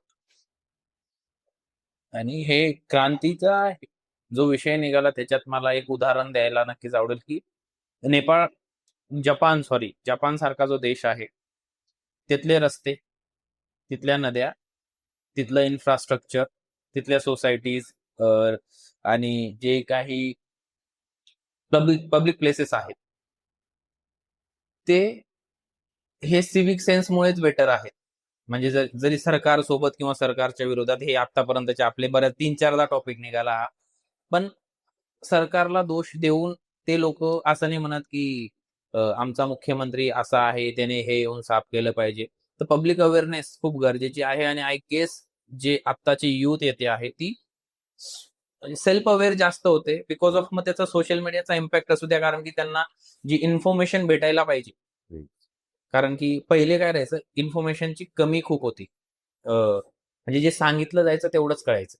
म्हणजे टीचर्सने जेवढं सांगितलं तेवढं, गावाच्याच झाडाखाली जो सगळे मिळून बसायचे लोक, त्यांच्यात जेवढे डिस्कशन झाले तेवढे रेडिओवर थोडीफार बातमी ऐकली तेवढी, किंवा घरातल्यांनी किंवा न्यूजपेपर मधनं थोडीफार तेवढीच इन्फॉर्मेशन त्यांच्यापर्यंत यायची. बरोबर. तुम्ही म्हटले की झेन अल्फा, झेन झी एवढे जास्त ऍक्टिव्ह आणि त्यांना गोष्टी समजता कशा आहेत. सो बिकॉज ऑफ माझा पॉईंट ऑफ व्ह्यू की because of social media, Correct. जो इन्फॉर्मेशन कलेक्शनचा किंवा इन्फॉर्मेशन गॅदरिंगचा त्यांना जी इन्फॉर्मेशन भेटायचा जो स्पीड झालाय तो 100x झालाय. बरोबर आहे. म्हणजे एक मी रिसर्च वाचला होता, मोबाईल येण्याच्या आधी म्हणण्यापेक्षा स्वातंत्र्यापूर्वी जेव्हा फक्त पुस्तकं किंवा माउथनेच इन्फॉर्मेशन ट्रान्सफर व्हायची, तेव्हा आपले गुरुकुल पद्धती होती, तेव्हा आयुष्यभरात हो. माणसाचा जन्म होईपासून मरेपर्यंतची टोटल जो इन्फॉर्मेशन गॅदर करायचा त्याच्या माइंडमध्ये, ते काहीतरी एक, मी चुकू शकतो आकडा, काहीतरी 32 GB का 64 GB मेमरी कार्ड भरेल एवढीच इन्फॉर्मेशन तो तेव्हा स्टोअर करायचा. ओके. पूर्ण आयुष्यभरात ओके. तेवढी इन्फॉर्मेशन तो, म्हणजे त्या इन्फॉर्मेशन मधून जायचा किंवा तो वाचायचा, ऐकायचा, वॉट एव्हर. आत्ताची कंडिशन अशी आहे ती एका दिवसाला होत. क्या बात. हा मी कुठेतरी वाचलंय.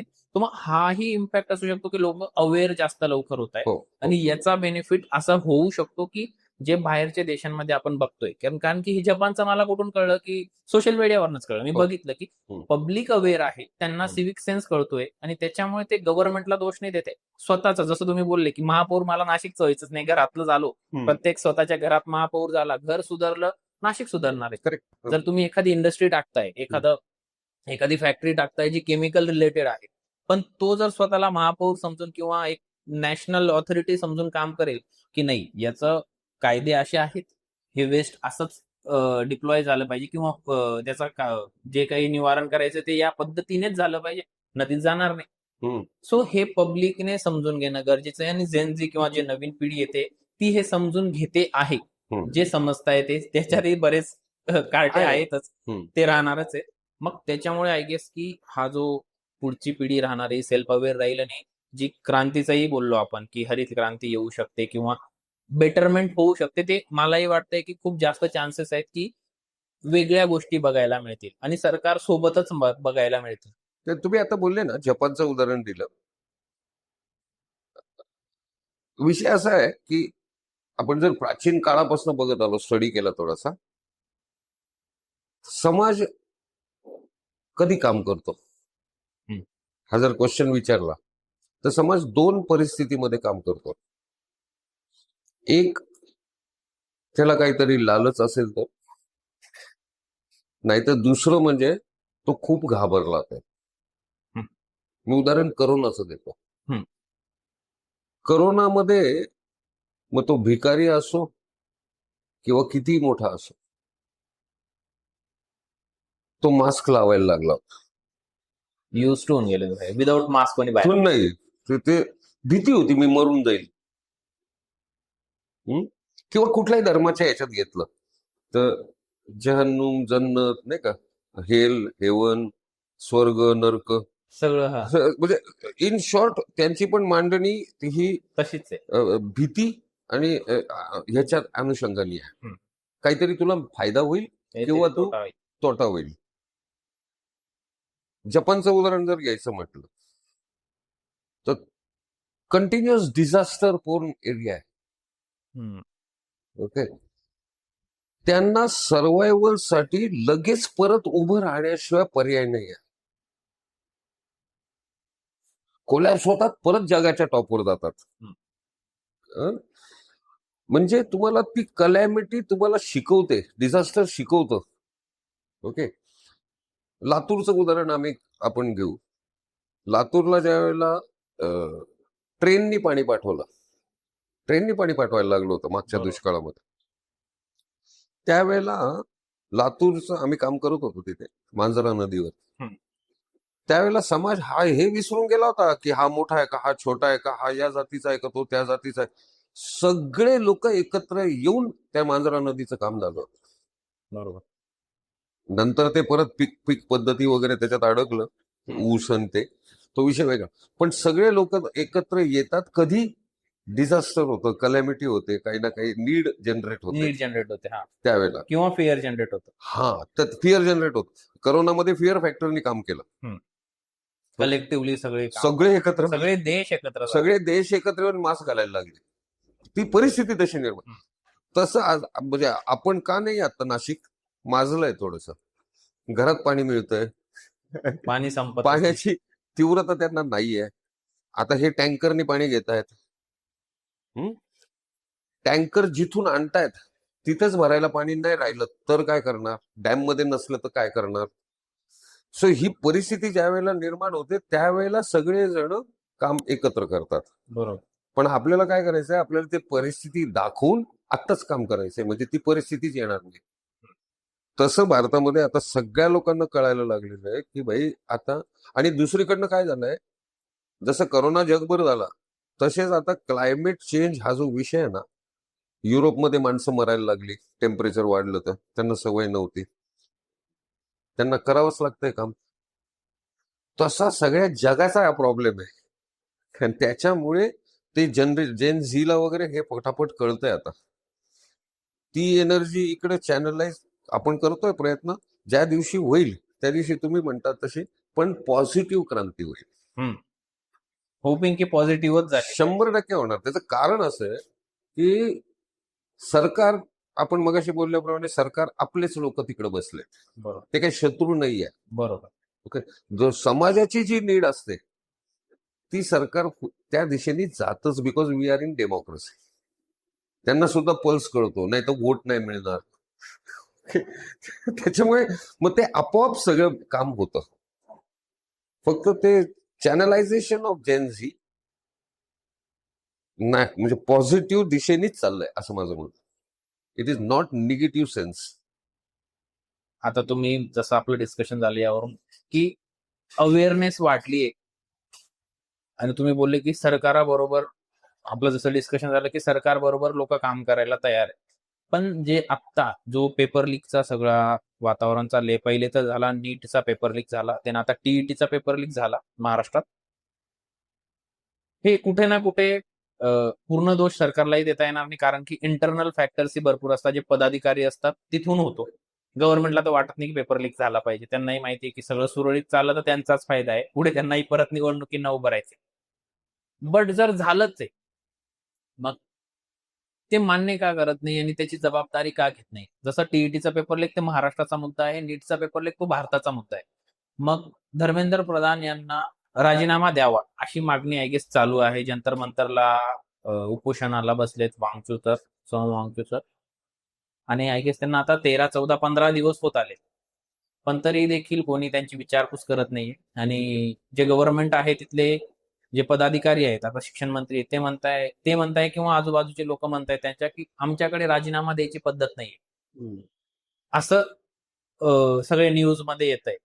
आणि मग याच्यावर तुम्ही काय म्हणाल? की कारण की 2013 मध्ये 13 मध्ये पहिलं आंदोलन, पारतंत्र्यापूर्वी जे आंदोलन व्हायचं, उपोषण व्हायचं, महात्मा गांधी करायचे, त्याच्यानंतरचं जर सगळ्यात तीव्र आंदोलन बघायला मिळालं आपल्याला ते 2012-13 मध्ये अण्णा हजारे साहेबांनी केलं. आणि ते आंदोलन इतकं तीव्र होतं, इतकी जनसंख्येने म्हणजे सपोर्ट केला त्याला, की ते एक यशस्वी आंदोलन झालं आणि त्यांचे मुद्दे मागण्या मान्य केल्याच गेल्या पाहिजे. It is not the point. पण मग ते आंदोलन हाताळण्याची एक पद्धत असते असं मला वाटतं पर्सनली. पण ते चांगल्या पद्धतीने त्यावेळेच्या सरकारने हाताळलं आणि ते आंदोलन यशस्वी झालं, किंवा आंदोलन थांबलं. यशस्वी म्हणण्यापेक्षा थांबलं, जे काही होतं ते म्युच्युअल अंडरस्टँडिंग डिस्कशन करून ते थांबलं. आता असं बघायला मिळतंय की डिस्कशनचा पॉइंटच दिसत नाही. म्हणजे ऍटलिस्ट तुम्ही डिस्कस तर करा. प्रत्येकाचं म्हणणं, हे मी म्हणतोय असं नाही की प्रत्येक जण, आता सोशल मीडियावर ही पहिले 8-10 दिवस काही नाही, आता मोठे मोठे क्रिएटर्स देखील म्हणजे ज्यांचे मिलियन्स मध्ये फॉलोअर्स आहेत, ऍक्टर्स झाले, क्रिएटर, ते सुद्धा, कारण की सोनम वांगचूक वरती पिक्चर आलाय, त्या ऍक्टर्सने पिक्चर केलंय, ते पण बोलत नाहीये वॉट एव्हर. पण मग बरेच लोक आता सपोर्टमध्ये उतरणार की डिस्कशनने इश्यू सॉल्व्ह होणार आहे, असं नाही की होणार नाही. पण आता असं बघायला वाटतं की डिस्कशन साठी सुद्धा कोणी तयार नाही. याच्यावर तुम्ही तुमचं मत काय मांडा? नाही, हे डेमोक्रेसीला पूरक नाहीये. पहिली गोष्ट, माझं वैयक्तिक स्पष्ट मत सांग. ती मेथड जी आहे, आंदोलन, उपोषण, न्यायव्यवस्था, ही सगळी आपल्या डेमोक्रेसीचे पिलर्स आहेत. बरोबर. ओके, त्यांचं जे काही म्हणणं आहे ते ऐकून घेणं हे क्रमप्राप्त आहे. हम्म. तुम्ही ऍग्री करा नाही ऍग्री करा, that is a different issue. पण संवाद हा गरजेचाच असतो. बरोबर. ओके. तुम्ही स्वतःला म्हणजे अबाऊ लॉ नाही समजू शकत. काही पडलेली नाही, कोण काही पण करो, तिकडे मरो, असं नाही चालत. आपण जनरली बघतो आता महाराष्ट्रामध्ये सुद्धा आंदोलनं होतात, तर ते सरकारचे प्रतिनिधी मंत्री जातात, बोलतात. हा, महाराष्ट्रामध्ये जरांगे साहेबांचे बरेच जरांगे आंदोलन साहेबांचं बघायला बघितलं, मिळतात. बोलणी करायला लोक जातात. पटो न पटो, that is a different issue. स्थगिती तरी येते ऍटलीस्ट हा म्हणजे आंदोलनाला. संवाद चालू राहतो ना. हम्म. डेमोक्रेसीची ब्युटीच संवाद आहे. बरोबर. मग ती पार्लमेंटमध्ये असो, कोर्टात दोन वकिलांमध्ये असो, किंवा जागेवरती असो, संवादच आहे सगळीकडे. तर तुम्ही हे नाही म्हणू शकत की मला त्यांचं म्हणणंच ऐकून नाही घ्यायचं, आणि ते काय करताय त्याच्याशी आम्हाला काही घेणं देणं नाही, असं नाही होऊ शकत. हे लोकशाहीला घातक आहे. तर आज वांगचूक साहेब जे बसलेले आहेत, तिथे सरकारने जायलाच पाहिजे, त्यांचं नीट समजून घ्यायला पाहिजे. त्याच्यातल्या तुम्हाला असं नाही गरजेचं ना की त्यांच्या मागण्या तुम्ही लगेच मान्य केल्यात, but there has to be संवाद. हे आमच्या एका सिनियर सायंटिस्टच्या बाबतीत घडलेली गोष्ट आहे. आता हे दुसऱ्यांदा होत आहे असं. आमचे जी.डी. अग्रवाल साहेब बसले होते गंगाचे. हा, 2018. 2000 17-18च्या रेंजमध्ये. आता त्यांना मोदीजीच पाहिजे होते. ओके. नाही होऊ शकलं, माणूस गेला ना. म्हणजे भारताने एक मोठा जेम गमावला.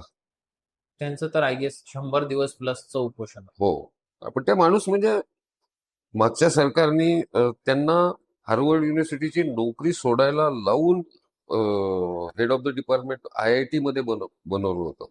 He was a gem.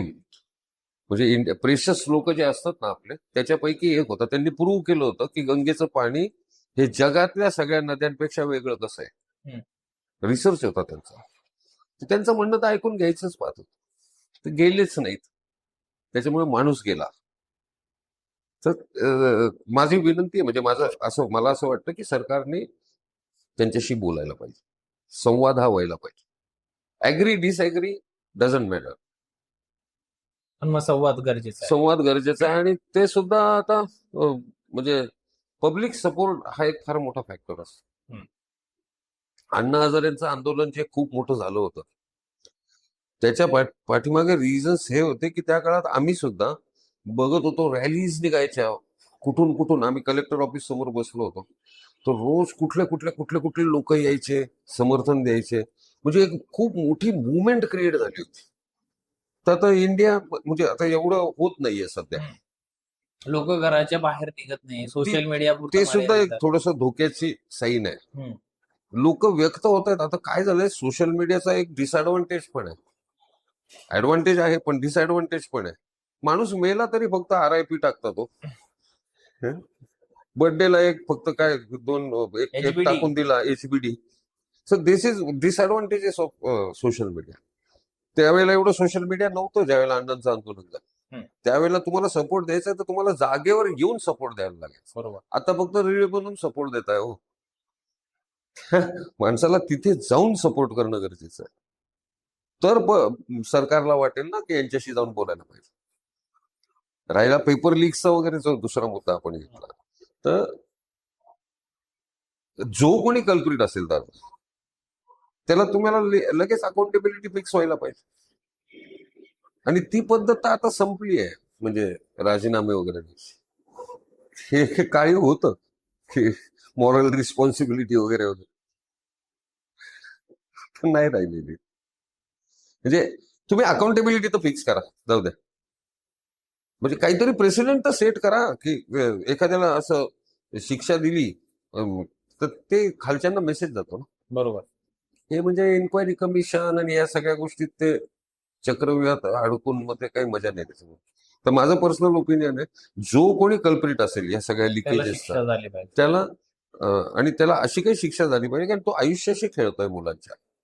किती मुलांनी आत्महत्या केल्या. नाही, he should be held responsible. Because indirectly त्यांनी मुलांना त्या प्रोवोकच केलंय ना. म्हणजे आत्महत्येला प्रवृत्त करणे हा सुद्धा एक गुन्हा आहे ना. यांच्या ऍक्शनमुळे ते आत्महत्याला प्रवृत्त झाले ना पोरं. त्यांची काय चूक होती. सो कल्प्रिट जो कोणी असेल त्याला अकाउंटेबिलिटी फिक्स करून त्याला शिक्षा व्हायलाच पाहिजे. आणि पेपर लीक करणं याच्या मागचा उद्देश काय? टू बी ऑनेस्ट, पैसा. जेवढं जेवढं मला लक्षात येतं की पेपर लीक होतो, हा. जेवढं मी रिसर्च जेवढं ऐकायला भेटलं, लीक होतो आणि तो पेपर एक काहीतरी करोडो रुपयात विकला जातो हो. त्या स्टुडंटला, म्हणजे त्याचे घरचे करोडपती टू बी ऑनेस्ट, तरच त्याला घेता येतो आणि मग तो डॉक्टर होतो. तो डॉक्टर होऊन तो म्हणजे इनडायरेक्टली करप्शन करूनच डॉक्टर झाला. आणि तो यांचंच ऑपरेशन करायला जायला पाहिजे. त्यांनी याचंच ऑपरेशन करायला पाहिजे. हे तुम्ही सोसायटीला एका वेगळ्या घाण दिशेला ढकलताय. तेच, दिस इज नॉट गुड. याला फुल स्टॉप लागला पाहिजे. आणि ते आता होताना दिसत नाहीये, तोच एक मोठी खंत आहे. कारण की पहिले लोक मॉरल रिस्पॉन्सिबिलिटी म्हणा किंवा काहीही म्हणा ओन करायची. नाही, मग तुम्हाला या बाबतीत ब्लंट स्टेटमेंट मला द्यायचं म्हटलं तर ही चेंज, हिची एनर्जी दुसऱ्या दिशेला जाण्याची शक्यता नाकारता येत नाही. मी मगाशी पॉझिटिव्ह क्रांतीच्या पॉइंट ऑफ व्ह्यू जर असंच चालत राहिलं, असंच जर तुम्ही म्हणजे तुम्ही बिंदास काही करा असं जर झालं, इनजस्टिस होणाऱ्यांची खूप लोकांवर होतो. बिकॉज आता इनजस्टिस जो होतोय ना, तो नजरेसमोर येतोय लगेच. तो जेन्स ही भलत्या दिशेला जाईल ना,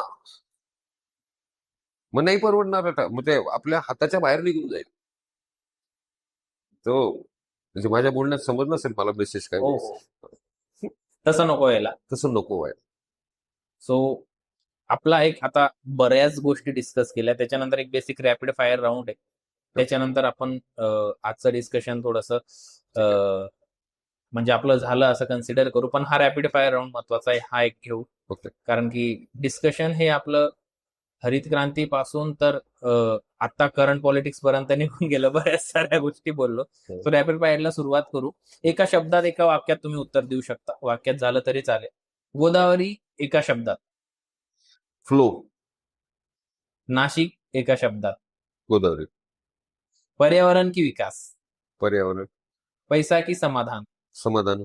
एक सवय जी प्रत्येकाने सोडावी. दुसऱ्याला त्रास देणे. एक सवय जी प्रत्येकाने लावावी. स्वतः स्वच्छ राहण्याची. तुमचा प्रेरणा स्रोत. डॉक्टर राजेंद्र सिंग.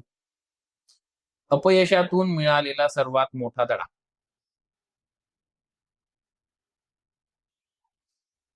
कुठल्याही गोष्टीकडे अपयश म्हणून पाहिलंच नाहीये.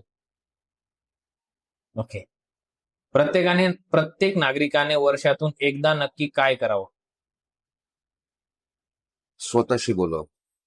ते खूप इम्पॉर्टंट आहे. Self talk. तुमच्या आयुष्यावरचा चित्रपट बनला तर तुमची भूमिका कोणत्या अभिनेत्याने करावी? म्हणजे याच्यातून तुमचा आवडता अभिनेताही आम्हाला समजेल. मग तो मराठी असो, हिंदी असो. बच्चन साहेबांनीच करा. ठीक आहे. आता एक प्रश्न होता यात की अपयशातून मिळालेला सर्वात मोठा धडा, ज्यात तुम्ही बोलले की अपयश कधी वाटलंच नाही कुठल्या गोष्टीला, त्याला थोडंसं तुम्ही एक्सप्लेन करू शकता? काय आहे, कुठलंही अपयश आपण समजतो त्यावेळेला आपण एखादी गोष्ट घडते आणि त्याच्यात आपल्याला अपयश आलं असं आपण समजतो. तर त्याचा माझा बघण्याचा पॉइंट ऑफ व्ह्यू हा ऍटिट्यूडचा विषय आहे. अपयश तुम्ही त्या गोष्टीला मानता का त्याच्यातून ते यशाचीच एक सुरुवात आहे असं मानता? बरोबर. तो पॉइंट ऑफ व्ह्यू आहे. तो पॉइंट ऑफ व्ह्यूचा विषय आहे. म्हणजे एखादा दुर्धर आजाराने त्रस्त आहे बघ, तर त्याचं मरण हे तुम्ही कसं पाहता? तो पंचतत्वात विलीन झाला म्हणता, त्रासातून मुक्त झाला म्हणता, की माझ्या जवळचा माणूस गेला म्हणून बघता? माझ्या जवळचा माणूस गेला असं जर बघत असाल तर ते तुम्ही अपयश समजता. बरोबर. मृत्यू अटळ आहे, तो मुक्त झाला, त्रासातून मोकळा झाला, हे बघण्याचा दृष्टिकोन आहे. ओके. तसं येणारी जी काही प्रत्येक तुमच्या आयुष्यात घडणारी घटना आहे, ते जर समजा तुम्ही अशी घेतली का हे पण चांगल्यासाठीच झालंय, तर तुम्ही त्याला अपयश मानूच शकत नाही. हा, धडे घेणं गरजेचं असतं, पण ते परत अपयशातनं धडा घेतला असं नाही. हम्म. मग त्यावेळेला आपण सेल्फ अनालिसिस करतो की अरे हे असं का झालं असेल, ओके हे मी अशी बोललो त्याच्यामुळे कदाचित असं झालं असेल का. हम्म. मग ज्यावेळेला तुम्ही स्वतःला सेल्फ अनालाइज करता त्यावेळेला त्याला अपयश मानत नाही तुम्ही, धडा तर घेता. बरोबर. So this is the way of thinking. माझं सगळ्यांना तेच म्हणणं आहे की तुम्ही अपयशला अपयश म्हणून बघू नका, तुम्ही त्याच्यातलं पॉझिटिव्हनेस शोधून पुढे जा. त्याच्यातलं मिळतो पॉझिटिव्हनेस. हा, मिळतो 100%. आता मी माझे आयुष्यातले बरेच एक्सपिरियन्सेस आहेत. खूप जास्त म्हणजे ऍज अ बिझनेस पर्सन खूप जास्त गोष्टी राहतात की त्या नाही होत मनासारख्या. नाही होत. म्हणजे ठरवलेल्या राहतात की नेक्स्ट इयरचा टर्नओव्हर आपला एवढा पाहिजे, नाही होत. बऱ्याच साऱ्या गोष्टी येतात आणि काही वेळेस तर त्याच्यापेक्षा जास्तही होत. मग ते असं पण धरू शकता ना तुम्ही, ज्या वेळेला टर्नओव्हर होत नाही त्यावेळेला टर्नओव्हर झाला असता तर तुम्हाला 1 करोड रुपये जास्त मिळाले असते समजा. त्याच्यानंतर तुम्ही माजून गेला असतात आणि त्याच्यानंतर पुढच्या वर्षी परत तुम्ही लॉस मध्ये गेला असतात, कारण तुम्ही स्वतःला खूप ग्रेट समजायला लागले असता. ठरवलं तसं झालं. तर ते गैरसमज होतो ना स्वतःबद्दल, तर तसं पण व्हायला नको ना तुम्हाला. तुम्ही ऑन ग्राउंड राहायला पण पाहिजे. बरोबर. So the way you look at it, it is a important thing तीच आहे. Important thing. आजच्या पूर्ण संवादात आपण बऱ्याच साऱ्या गोष्टींना हात घातला. म्हणजे राजकारण कसं असावं इथून झालं आपलं, तर गोदावरी संवर्धन, वृक्ष संवर्धन, प्लास्टिकचा अतिरिक्त यूज काय गोष्टी घडून देऊ शकतो, काय त्याचे दुष्परिणाम आपल्याला भोगायला लागतील, याही गोष्टी आपण डिस्कस केल्या. त्याच्यानंतर सिव्हिक सेन्स काय असला पाहिजे, तो किती इम्पॉर्टंट आहे, शासनाबरोबर काम करणं किती इम्पॉर्टंट आहे आणि शासनाविरोधात उभं राहणंही किती गरजेचं आहे, या गोष्टीही आपण बघितल्या. सो एकंदरीत हा फुल पॅक असा एपिसोड झालाय आणि सगळ्या प्रेक्षकांना नक्कीच हा एपिसोड ऐकायला आवडला असेल आणि बऱ्याच साऱ्या गोष्टी तुम्हाला यातून शिकायलाही भेटल्या असतील. जर तुम्हाला प्रेक्षकांना एक संदेश द्यायचा असेल, मग तो कुठल्याही त्यांच्या भविष्यासाठी असू द्या, पर्यावरण संवर्धनासाठी असू द्या किंवा पॉलिटिकल कुठलाही संदेश असू द्या, तो द्यायचा असेल तर तुम्ही काय द्या? झोपताना फक्त विचार करा मी निसर्गासाठी काय केलंय रोज. एवढाच संदेश आहे. स्वतःला विचारा मी काही निसर्गासाठी करतोय का, एखादं झाड लावतोय का, गच्चीवरचं पाणी मुरवण्याचा प्रयत्न, प्लास्टिकची पिशवी न टाकता स्वतःच्या घरात सेपरेट ठेवतोय.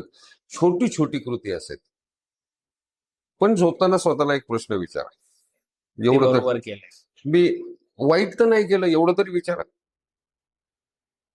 तरी खूप झालं.